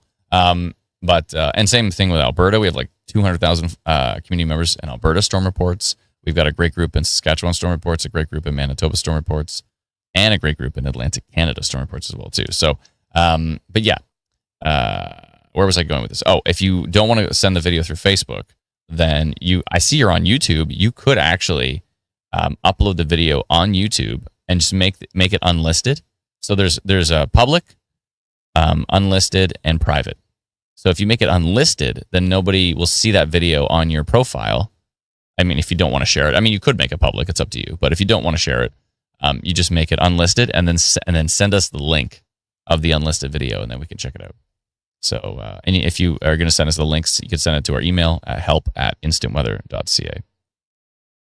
But definitely, we don't want a million reports coming into our email unless they're like substantial. If you have like a funnel cloud, or you have a tornado, or you've got a substantial damage, or you got a big, super large hail, or hail damage, or anything, these kind of things, then you can send it to our email if you'd like. But preferably, because there's so many in this wonderful community, the Facebook group is the place to post it for sure, which would be Ontario Storm Reports in this particular case.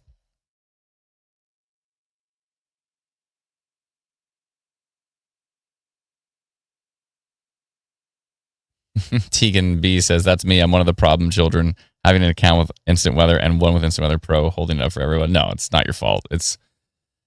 it's if we built it all from scratch, then it would be a lot easier. But because these things have come out at different times, it's like trying to make them all work with each other is a tricky thing. That's tricky. Extremely Dark in Barhaven says, Easy Plays Gaming. Thank you so much. Appreciate it. And Thunder. Thank you. Thank you. London says it's super dark in Barhaven. Yeah, this is a big storm, so it's going to be, blocking out the sun. Okay, we continue watching this cell here. This is interesting.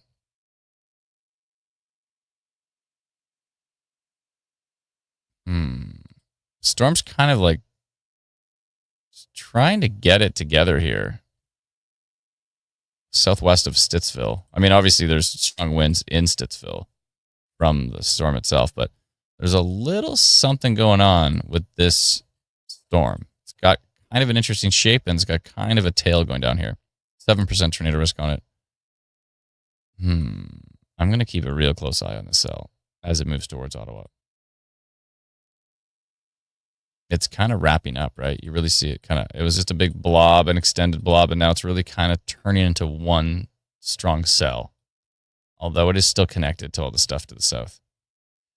New storms popped up. I believe this is new. Yeah, it looks like this kind of came out of nowhere. This is north of Madoc, heading towards Northbrook with some strong winds in there, potentially. 82 kilometers an hour, 81. This is north of Tweed. Where'd you come from?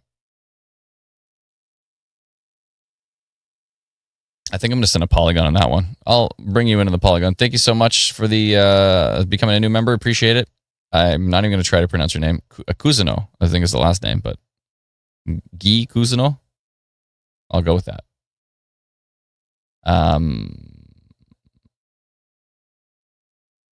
Still an interesting cell by Notre Dame du Lac in eastern Quebec. I will take a look at that. I just want to do a polygon for this one, and then I'll look at that one. Amazing Person 3409, thank you. This one is heading, which way is this? This is by Cloyne.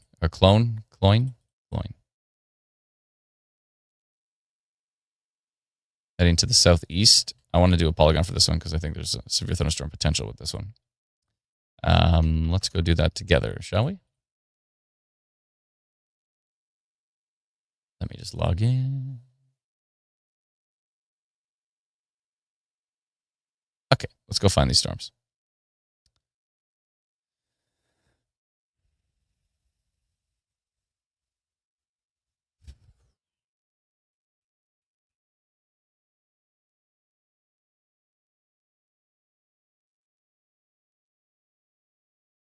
I see that, Dalton. Thank you. Appreciate it. I am on Discord, Lindsay. I'm in voice on Discord, so you know. All right. Okay, let's go find that storm. Right here. Okay, we'll do that polygon first. Something like this.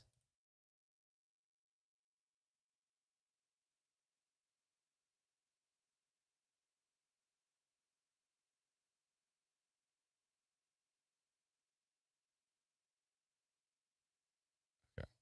1 second here. And that's heading towards Northbrook, I believe. Let me see. Yeah. Heading southeast towards Northbrook. Okay. All right. Let's see how many people are in this polygon. 1,644. Well, I'm going to go severe thunderstorm potential located. Where is it located? It is located near Northbrook. That is tracking in. That is tracking southeast into Northbrook, etc. Okay, and the timing here is going to be 2:12. Okay. There's Lindsay. I can hear she just connected to Discord. Okay. That looks good to me. I send that out right now, and I'm going to go take a look at that storm that is in Quebec here because supposedly it's rotating quite a bit. I do want to keep an eye on our Ottawa storm. I guess did we get a new update yet? No. We should get one really soon, actually. Oh, we got an update on the polygon. 9% tornado risk on that cell now. Should be getting a new update on that cell anytime soon. I want to go take a look at this one in Quebec. Where was this one in Quebec? Which one? Up there? No. Down here? Maybe?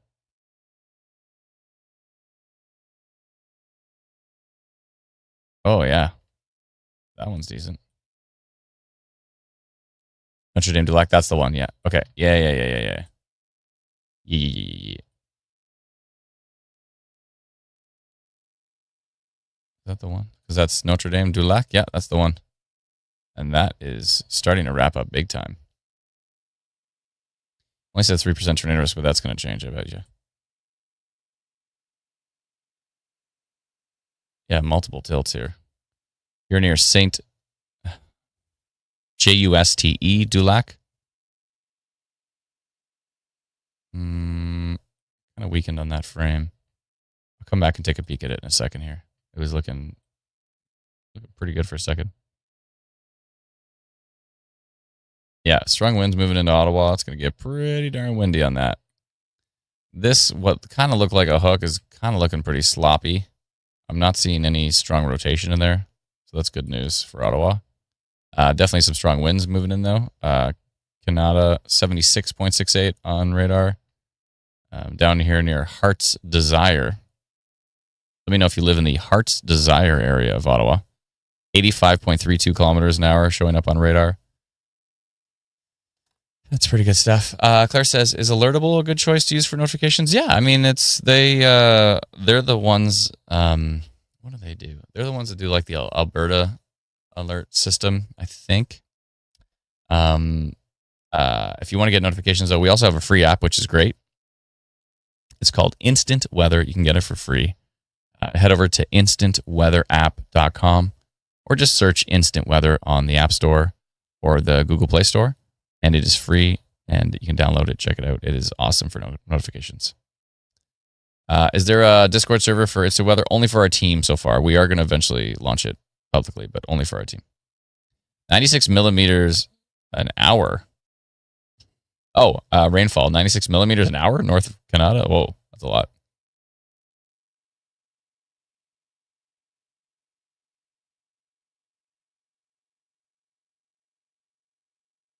Claire says, thanks. You're very welcome. Thanks so much for the question.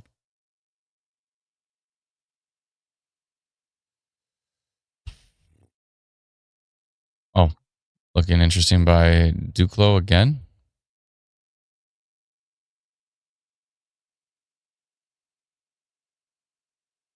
All right, here, yeah. See it? Good. Looking interesting here, if that's something. Yeah, that cell looks quite interesting. Near De Hamel.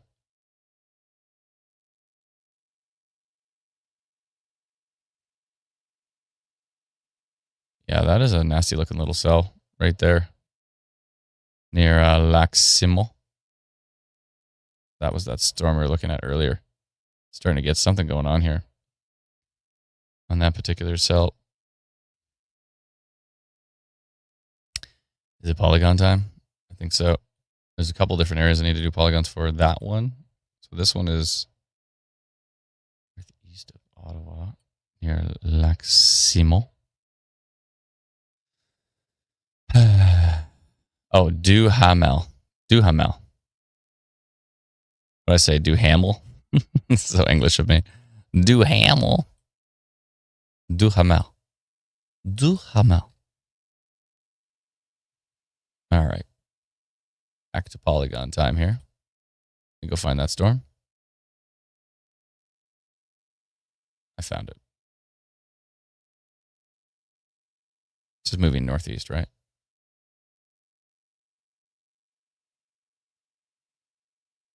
Yes.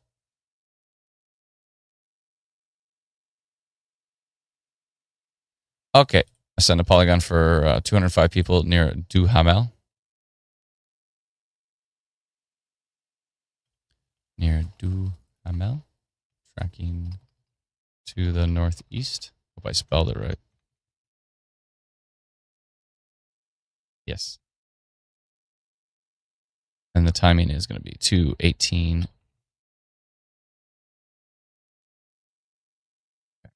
Send it to our friends in Quebec and send. Now there's another storm I need to track down, which is that one's starting to rotate up there too. Jeez, everything's rotating. Thankfully, not the storm in Ottawa so far. And it was this one up here that I wanted to see about. This was the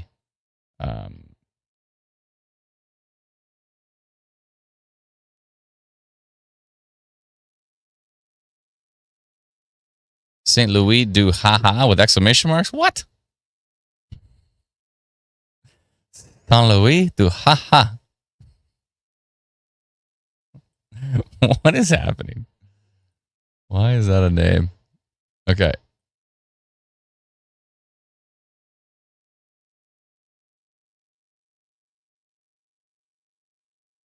Oh, I got an update on that one. I think that has weakened a bit. Okay. It's going to do rotation on this one, but it's still decent on that frame. We'll see. We're getting a 218 from this pretty soon, I think. St. Louis du haha. That can't be real. Yeah, that's legit. It's legit. Some people live in literally a town called St. Louis du haha. Let's see how many people are in there. Yeah, there's some people. There's some people that live in St. Louis du haha. Let's tilt the camera. All of these people live in haha. Did they just call it haha, or did they call it St. Louis du haha? Saint Louis du haha.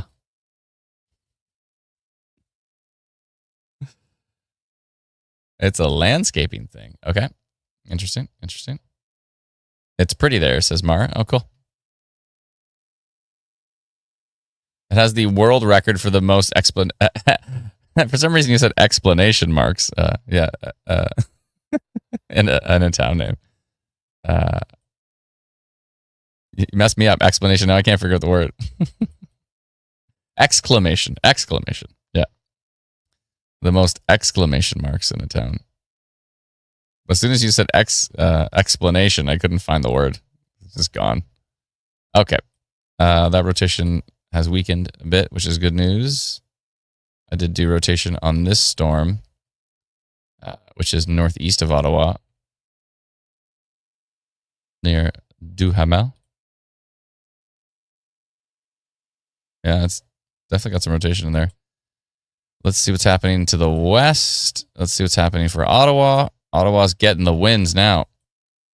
It's going to be pretty windy with that storm.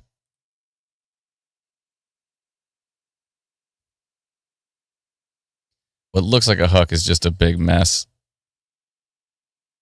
I hope. Looks pretty messy. What's that report? Is that... Oh, that's carp? Okay. Looking pretty wet. I haven't even had breakfast yet. I should probably eat at some point. I was going to bring a Chewy bar down here, but I forgot one. Forgot my Chewy bar.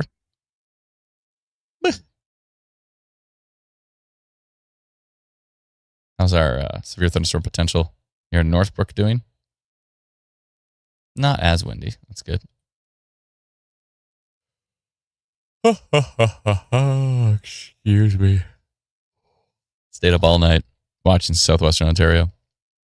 Just blaring music. I wrote a new song. Actually recorded a verse and a chorus out of it. It sounds pretty good. I really like the chorus of it. Thank you so much, Jen. Ottawa East getting dark quick. Thank you kindly. Andrea says, go eat. Tisk, and mum voice, says Melissa. That's okay. I mean, I do like intermittent fasting, so I usually don't eat until about 2. So it's not not that big of a deal.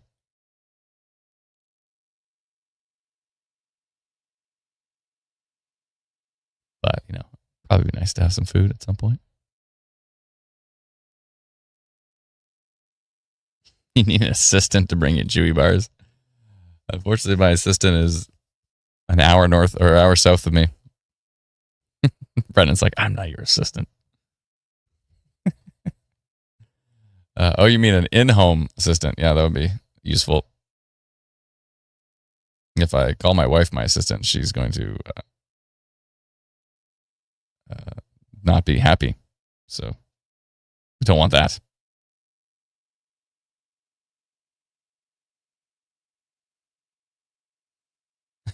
Cherry 5 says, hello, everyone. I just ate a Builder bar. Timbit's scientific experiment breakfast. Yeah, that's a science experiment. That's for sure. Science experiment on your gut. Do we have someone to put him on a temporary timeout? Train the cat to bring you drinks and storm nuts. The cat passed away. We had to put snacks down. We're catless at the moment. We got two Dachshunds though. They're adorable. So they have enough energy to keep us busy. But yeah, we had to put Snacks down. Snacks was the name of my cat, by the way. Used to bring him on the live stream, if you remember, for many years. Yeah, poor Snacks. He was like 16 though, so he had a good life. It was sad, but yeah, I miss him. Is this rotating now too? Come on. Only says 1%, but that's going to change. This storm up here near Le Banc, something. Le B. Seen some signs of rotation on this one. It's gone up to a 2%. I think that's going to keep rising.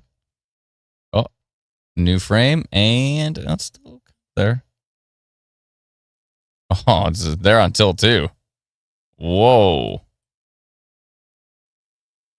Maybe that's just noise, but that all of a sudden tilt 2 has a 147.96 kilometer an hour wind gust on it.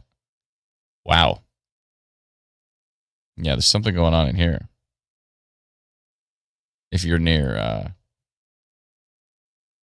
Le Banc, Lac Desert in Quebec, that does not look like a happy storm. Let's go take a look at our Ottawa storm here. The winds, they have reached Ottawa. Thankfully, I don't see anything in the 90s here, which is great. I mean, the strongest winds we're seeing on radar is like 78, 79.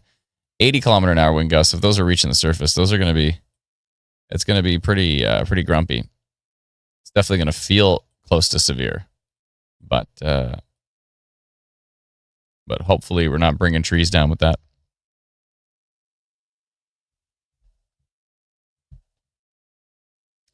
Can you check on, yeah, I'm checking on Ottawa. It's all good. I'm taking a peek at it. It's, the winds are strong, but again, I'm on radar at least. They don't have winds any stronger than 80 kilometers an hour.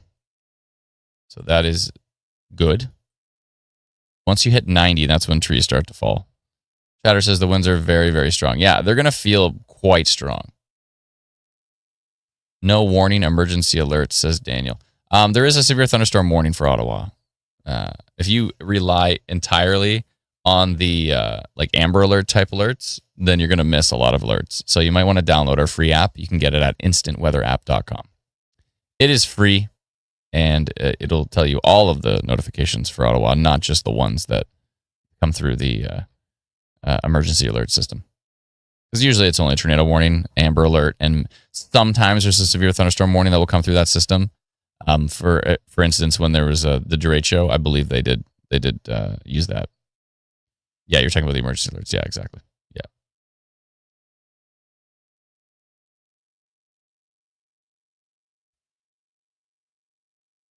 Francois says Lac Desert is heavenly place to camp. I hope everyone is notified and safe. Oh, okay, if there's people camping up there, I should probably send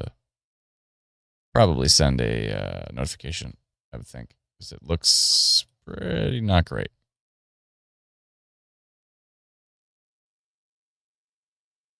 That's pretty much heading right up to there.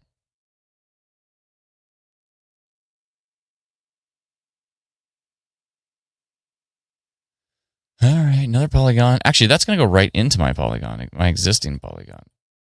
Yeah, That is actually going to go right into my existing polygon. So they're already under rotation detected. It's so nice when storms just come right into the polygon I already made. So, yeah, they are definitely notified up here. Lac Desert is definitely notified with the storm.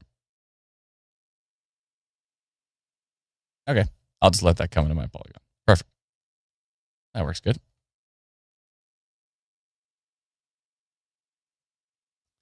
So we continue to watch our Ottawa storm.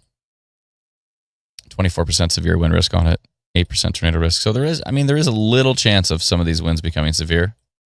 But again, on radar, I'm still not seeing anything that's hitting 90 kilometer an hour. Adam, tons of people were suggesting the instant weather app on the Ottawa Reddit today. Oh, cool.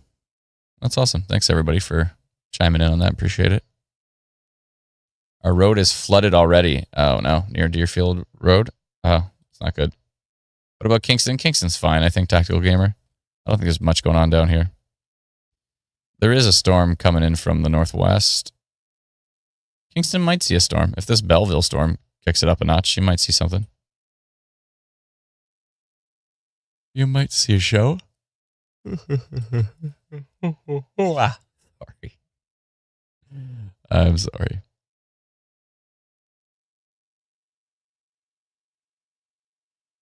Now the squid says, my derecho alert was both parrots demand to go back to cages midday. Yeah, that's not a good sign.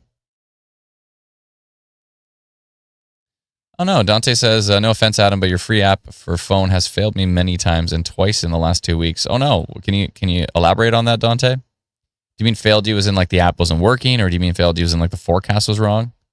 Let me know. Forecasting severe thunderstorms is a tricky thing. Even thunderstorms in general. iPause says instant weather app is really, really accurate. I mean, a lot of folks say it's the most accurate of all the apps that they've tried. I find it to be that way for Barrie, but maybe that's different for certain areas. A lot of folks that have complained in the past about the forecast not being perfect live close to the water. So maybe there's something about that, like, being close to the water can kind of change the dynamics, and maybe the models can't pick up on that finite detail. So it's possible. That's definitely the case in Toronto. Yeah, it's tricky for Toronto for sure. Gadget says, what do you mean when you create a polygon? What does that do? Oh, I'm notifying people that have our free app. So there's a whole boatload of folks in Canada that have our free app called Instant Weather. And when I create a polygon and say like rotation detected, I'm sending them a notification. It's a proactive notification. It's not an official, government alert or anything like that. We do send all of those out. So we don't send out warnings, watches, statements, or advisories. Only Environment Canada can send those out. But we do send those out within milliseconds of them being issued.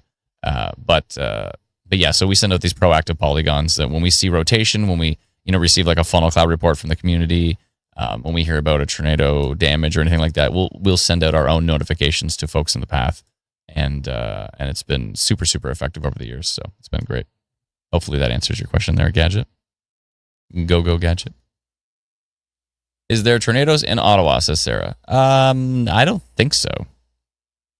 And tornadoes, you went for a plural on that one, not just the singular, but is there tornadoes in Ottawa? No. I don't see any strong rotation. I don't have nothing on radar is telling me that there's a tornado in Ottawa right now, just very strong wind gusts. But nothing's telling me that there's a tornado at the moment. Just saw my first flash Ottawa South. Thanks so much, DJ. Appreciate it. I'll get another squid. I deke out early, but I have to. Oh, I see. Cool.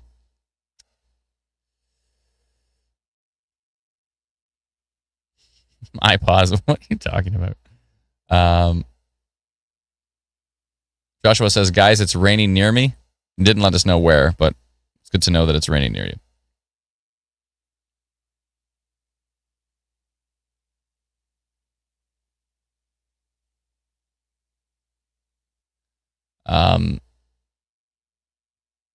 SW says, I trust Instant Weather more than Environment Canada because Adam makes 100 polygons.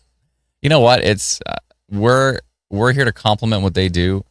No system is perfect. There's stuff that they miss. There's stuff that we miss. They nailed the tornado warning east of Pembroke today. We didn't put a polygon on that one, so there's that. I always say, like, at our worst, we're at their best because we post all their stuff. So if we literally just stopped everything we do, then you'd get everything still from Environment Canada. But we try to add an extra layer of detail on top of that. So we try to complement what they do.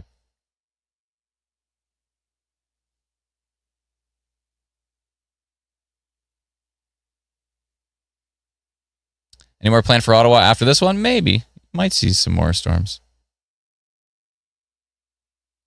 Cesare says Polygon is like a personal alert. It's not official. Yeah, it's not an official warning or anything to that extent. It's just a custom polygon. Stephanie says, I personally find all these polygons with different colors confusing. Yeah, a lot of them, like these blue ones and stuff, this is IW storm risk. So this means you can actually click on any storm and it'll tell you the total severe risk. So a tornado risk, the severe wind risk, and the severe hail risk for every storm. And those you can turn that on or off. You don't have to have that on. I have all the information on Instant Weather Pro, obviously, because I'm looking at it all and tracking these storms in real time. But if you're using Instant Weather Pro, you don't have to have all these polygons on. But if you're curious about what they mean, just let me know. Courtney says, it's the only app I use. Thanks so much, Courtney. Appreciate it.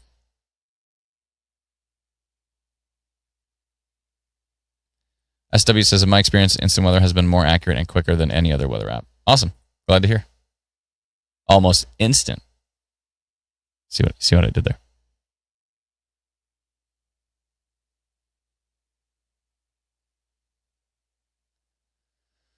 Is this it for the Ottawa after the storm? You might see another storm, but it's hard to say for sure. This might be the main show for you.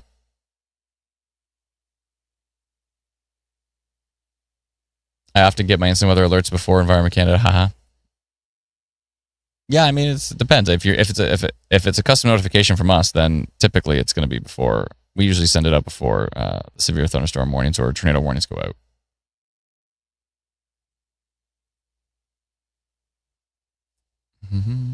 How much is Pro? Pro is $99 for the year, so it's roughly $8 something. I don't know, $8.65. I forget what the number is, but it's $8 something a month is the equivalent. But it's we only have the yearly subscription up right now, so it's $99 for the year, plus applicable taxes, of course. And you can subscribe to it at instantweatherpro.com. Instantweatherpro.com. 3 separate words.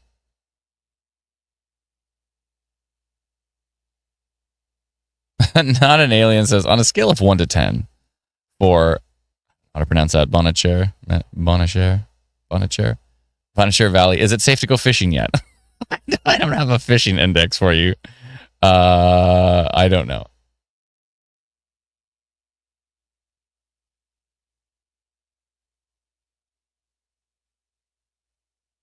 Sharknado warning? I don't think so.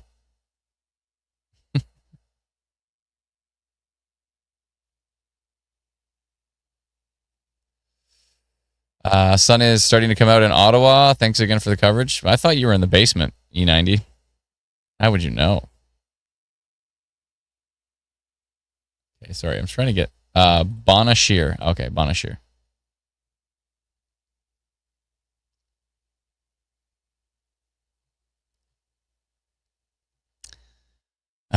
Adam said, an app like this should have no taxes. Parliament, get your act together. I mean, we're just a small business. We have to charge tax and everything. It's just how it goes. So still seeing some gusty winds going through the Ottawa Valley, some heavy rain, and hopefully that will ease up in time. Still under severe thunderstorm warning there. What's happening here? Yeah, I don't know if Ottawa's going to get another storm. We'll see. This one's kind of moving to the southeast. There's a little kind of rain shower over by Renfrew. So, excuse me. So Ottawa might get a little bit of that, maybe. But is there anything behind here? I think this is the end of the show here. I don't know if any storms are going to pop up behind here. I don't even know if Kingston's going to get this one here. Let's see. Kingston might get this storm that's north of Belleville. I say storm. I say rain shower right now. I don't even know if there's any lightning on it. Okay. Yeah, so I wonder if maybe that tornado warning that was east of Pembroke that kind of went through, was it west? What was it again? Westmere or Westmeath?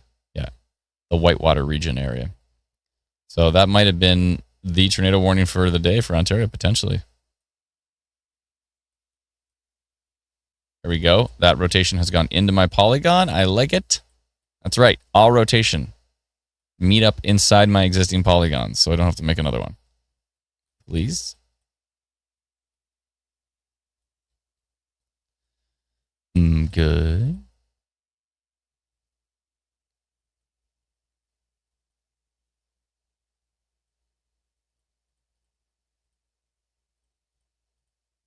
So looking at a few different storms here in Quebec.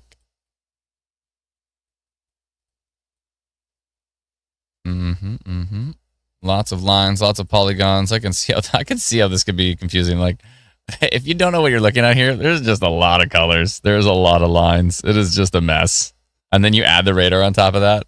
Like, everybody knows exactly what's happening from here, right? It just looks like Brennan took his crayons and just went to town on this. I know Brennan's sharpening his crayons right now. Because it's not red.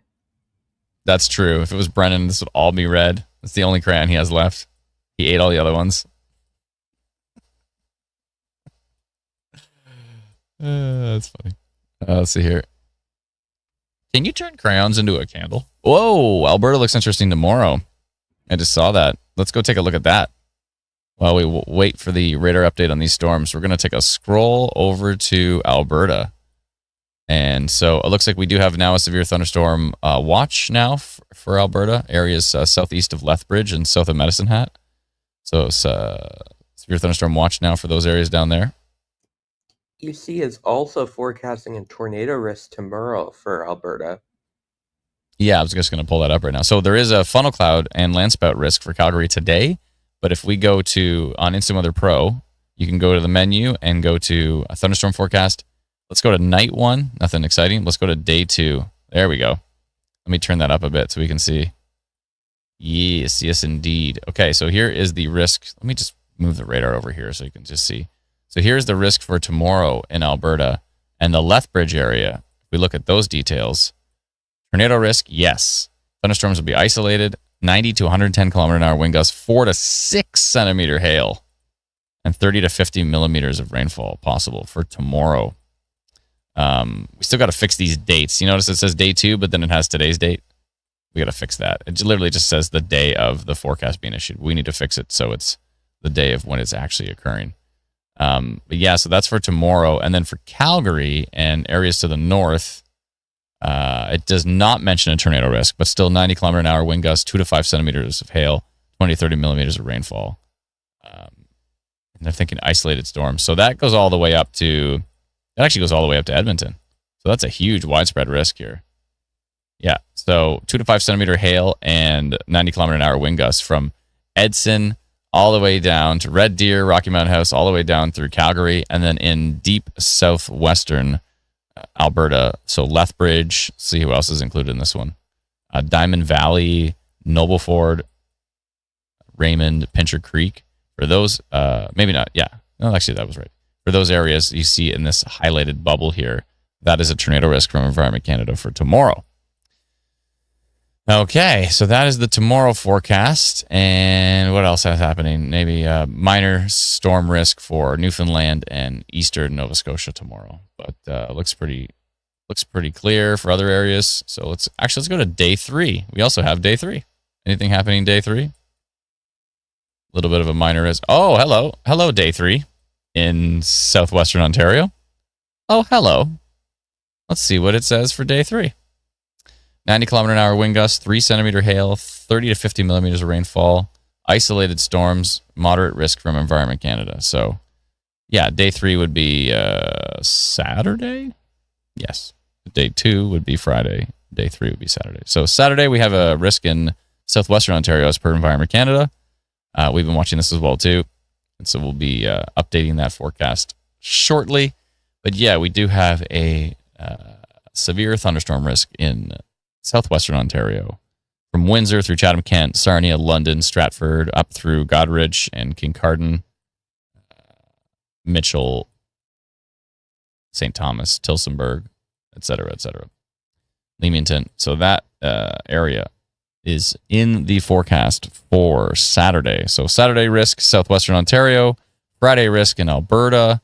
And today we've got a risk in eastern Ontario and Quebec, and as well a funnel cloud potential for Alberta. Brennan, can you confirm, did Alana post the funnel cloud risk for today in Calgary?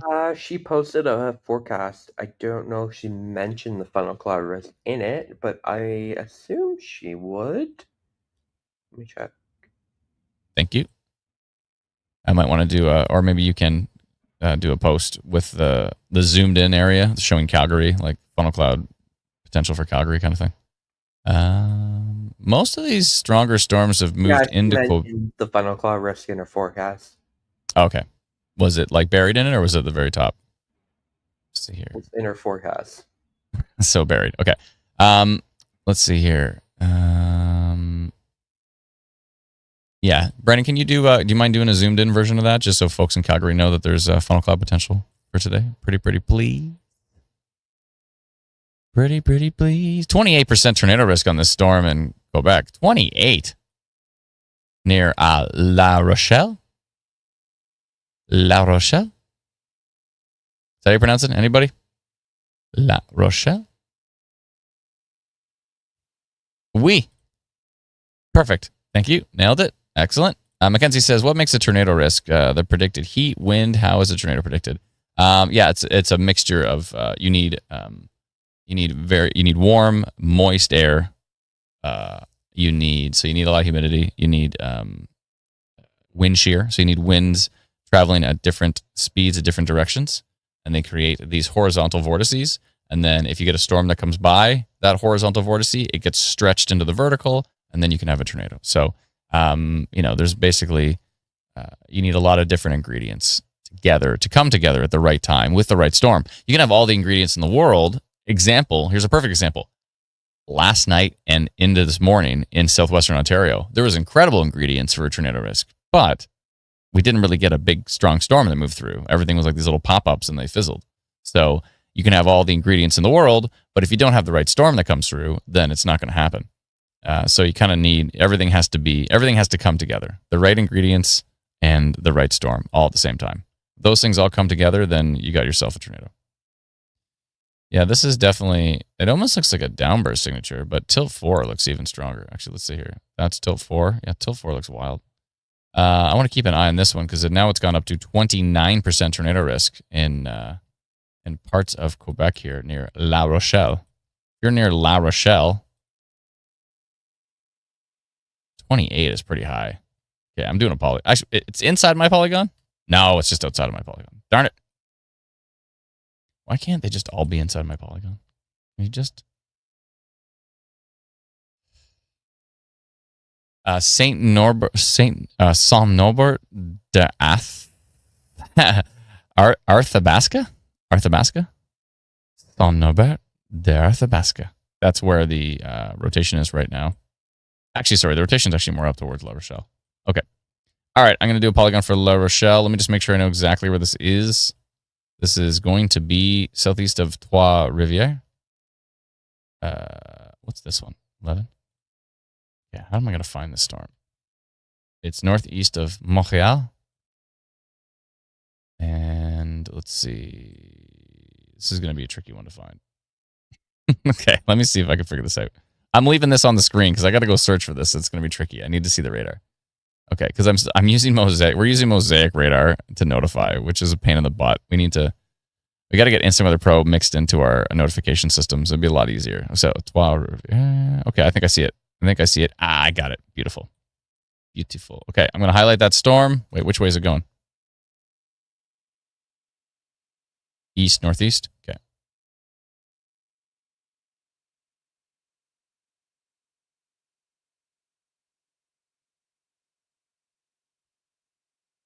I'm going to say rotation detected, I think, on that one. Yes. See how many people we have in that polygon. 34? I'll take it.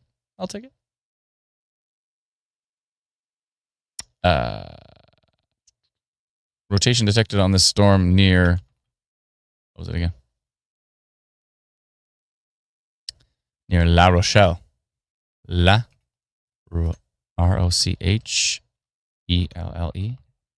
Tracking to the east, northeast. The timing is 2:48. QC storm, Meteo QC. Okay. Send that to our friends in Quebec. And send. Perfect. All right, let's go back to some other pro here.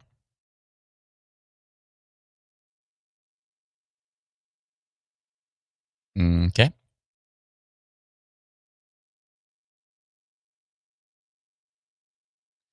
Good. That severe thunderstorm potential near Northbrook, that storm's falling apart. So that's good news for those in the central Frontenac area, Oso area. That storm's weakening, so that's good news.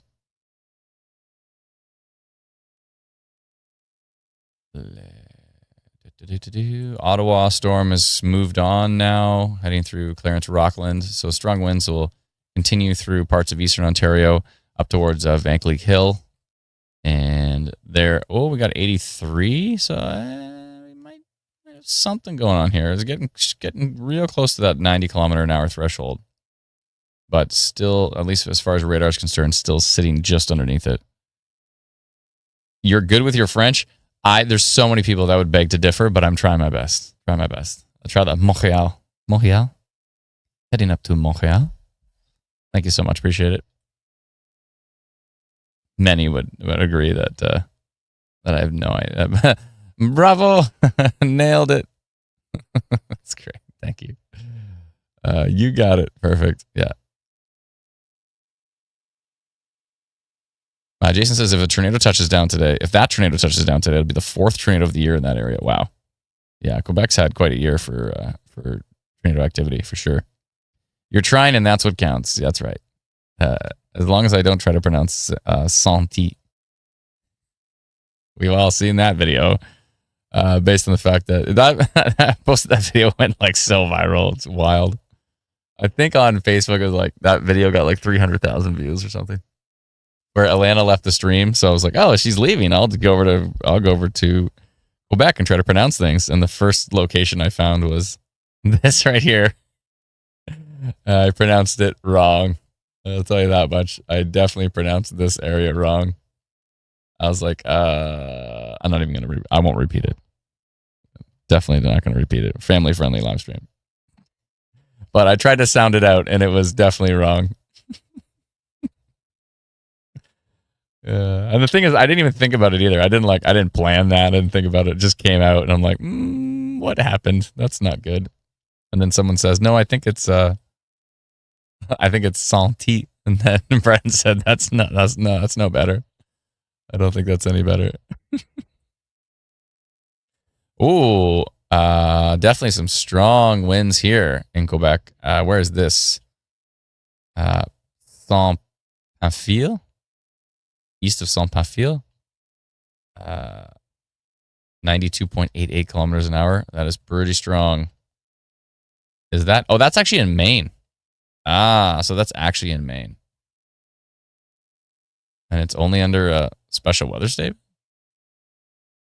Not under anything. It's under a flood watch and a flood advisory. And they got 92-kilometer-an-hour wind gusts in Maine. Okay. And we do have a pretty strong risk in New Brunswick as well, too.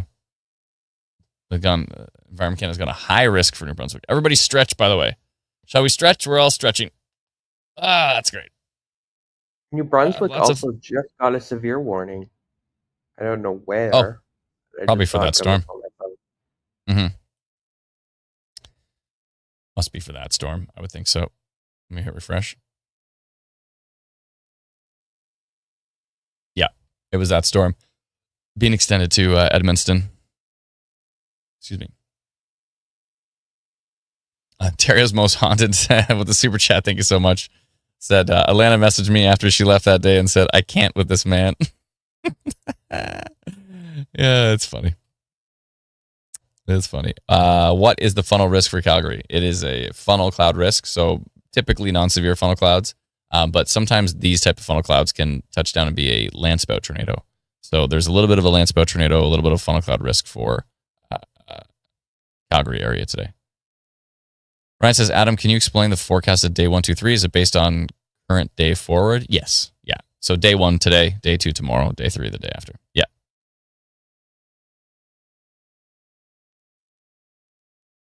You must have missed phonics class. I did. I missed it.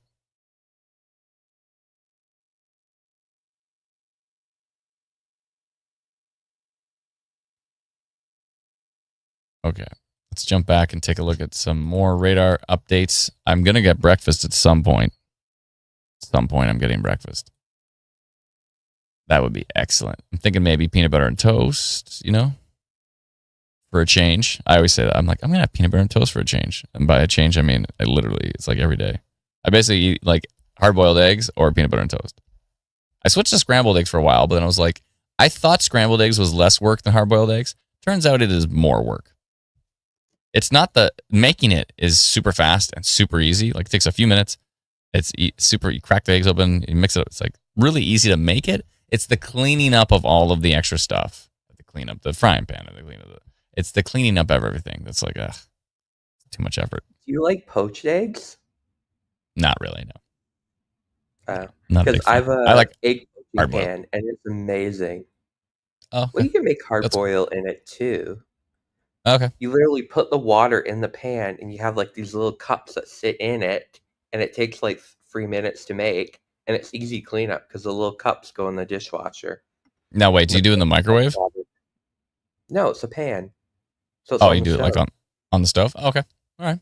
Cool. We swapped out our microwave for a toaster oven, which actually works pretty good. You don't have a microwave?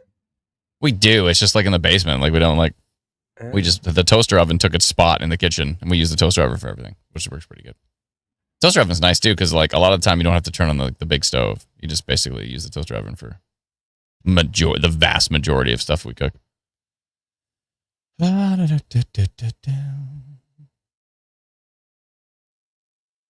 about a funnel cake? Yeah.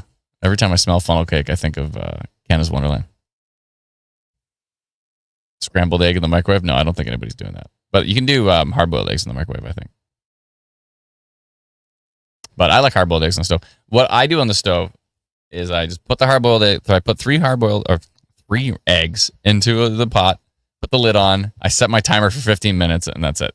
By the end of the 15 minutes, they're just perfectly done.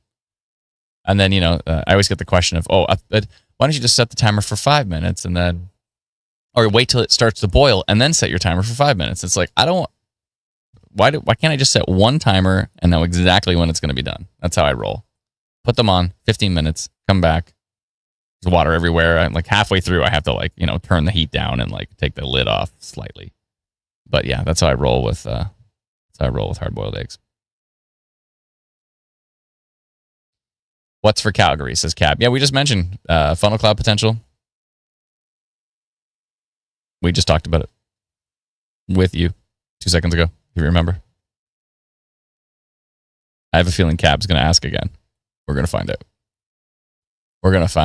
out. Let's see here. For the very...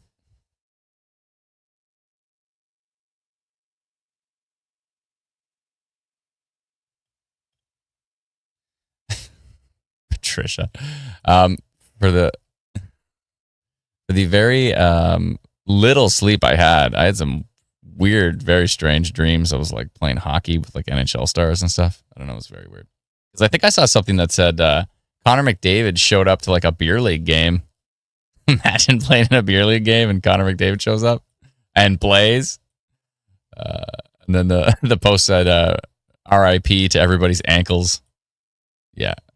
Can you imagine that? That'd be pretty wild. I mean, that's like a dream come true kind of thing. Probably the greatest hockey player in existence right now shows up to your hockey game, and they lost 6-2. Yeah, his team lost. I have a pretty strong intuition that he wasn't trying his hardest. I'll just put that out there right now.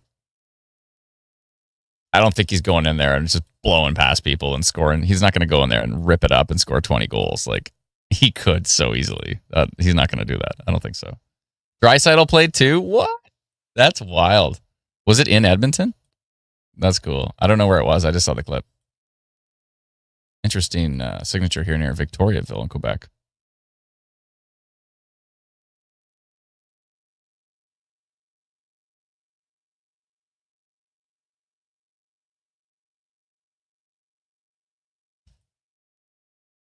Yeah, I've been watching that storm for a bit. It's got an interesting signature on it. Let's see what Tilt 2 is doing. Tilt 3. Interesting. Little something going on near Victoriaville. Got to keep an eye on that one. That is going to be inside my polygon. Thank you. Staying in my polygon. This looks like a potential microburst or downburst developing here, heading towards Edmundston area. This is the one that's in Maine right now, but it's tracking to the northeast towards Edmundston, New Brunswick. That's going to be interesting for those folks up there. And a high risk up there as well, too. So high risk from Environment Canada, which is fairly rare, especially for New Brunswick. It's very, very rare. And the mention of a tornado risk in their forecast. You don't see that very often. Thank you for posting that earlier, Brendan. I appreciate that. All right. I think Cornwall's about to get a storm, but it doesn't look too potent at the moment. Nothing's looking too exciting here in Ontario. I don't know how long this is really going to play out or last. We'll see. Yeah, Brendan, I think let's go to hybrid mode for a little bit. I'm going to go eat breakfast. We'll keep an eye on Alberta, and we'll keep an eye on Quebec as well, too, and see what's developing here, and New Brunswick as well. But yeah, we're going to go into what we call hybrid mode, aka where we play some elevator music, and Brendan kind of updates the radar, basically. But we won't be talking, but we'll jump on the live stream if something gets substantial. So I think we're going to do that for a bit. Warning for Ottawa has dropped. Yeah, thank you so much. Appreciate it. LJ says, thanks for another great stream. Are the storms over for Smith Falls? Yeah, Smith Falls, I think, is fine. There's a little rain shower near you, but there's nothing much. Nothing much going on with that. Maybe a little bit of lighting is possible. Yeah, so we're going to go into quote-unquote hybrid mode. Again, if something exciting pops up, we'll be back. I think we'll probably live stream a little bit later in Alberta if things get interesting there, which is very possible with the funnel cloud potential for Calgary. Jen T coming in as a new member. Thank you so much, Jen T. Appreciate it. Thank you kindly. Laddie Green says, thank you for putting everyone at ease. You're very welcome. It's our pleasure. Our pleasure. Let's see here. So, is there anybody else I missed on the super chats? Let me see. I think I got everybody. It looks like I did. I don't know if I got this one. Jim Smith said, wind picking up in Belleville. Thank you so much for the super chat. Oreo Cat, appreciate you watching over us here in Quebec. You're very welcome. Thank you so much. I think I got the rest of them. Yeah. Okay, perfect. Cool. And let's see here. Also, South Dundas. Oh, I see that interesting photo right there. So, yeah, thank you so much, folks. We'll be back in a little bit. I'm going to go eat some breakfast because I haven't had any yet, but we'll be back in a little bit. Thank you so much. Thanks, Brent.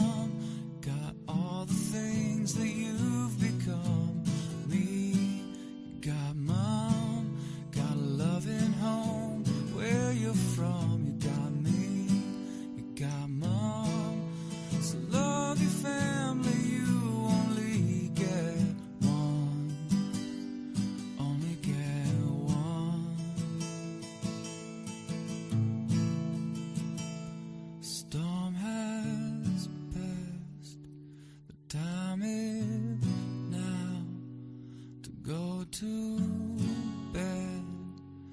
You can do it somehow. Storm is gone. Maybe it's not too long until you rest your head and get some sleep. Try to dream of something sweet. Ooh,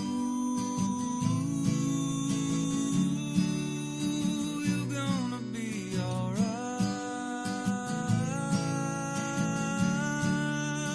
You're gonna sleep just fine tonight, tonight, tonight.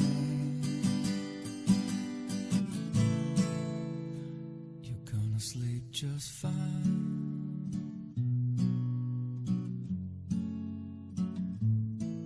Tonight,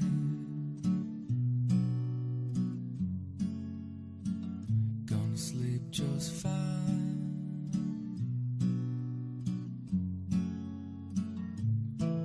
Tonight,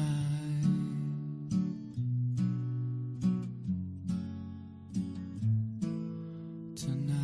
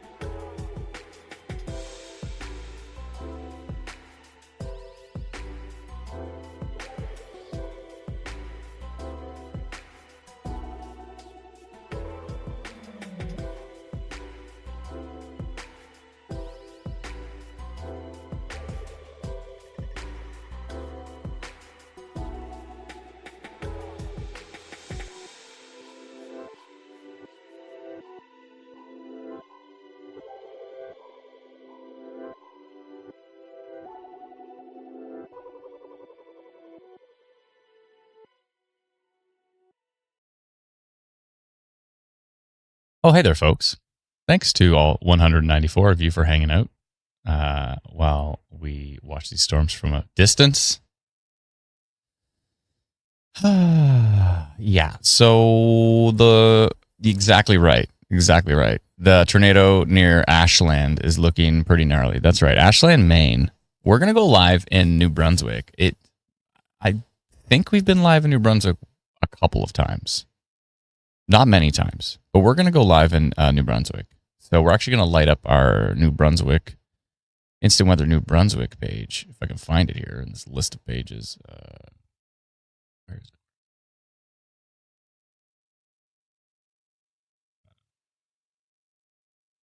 Find it. There we go. Prince Edward.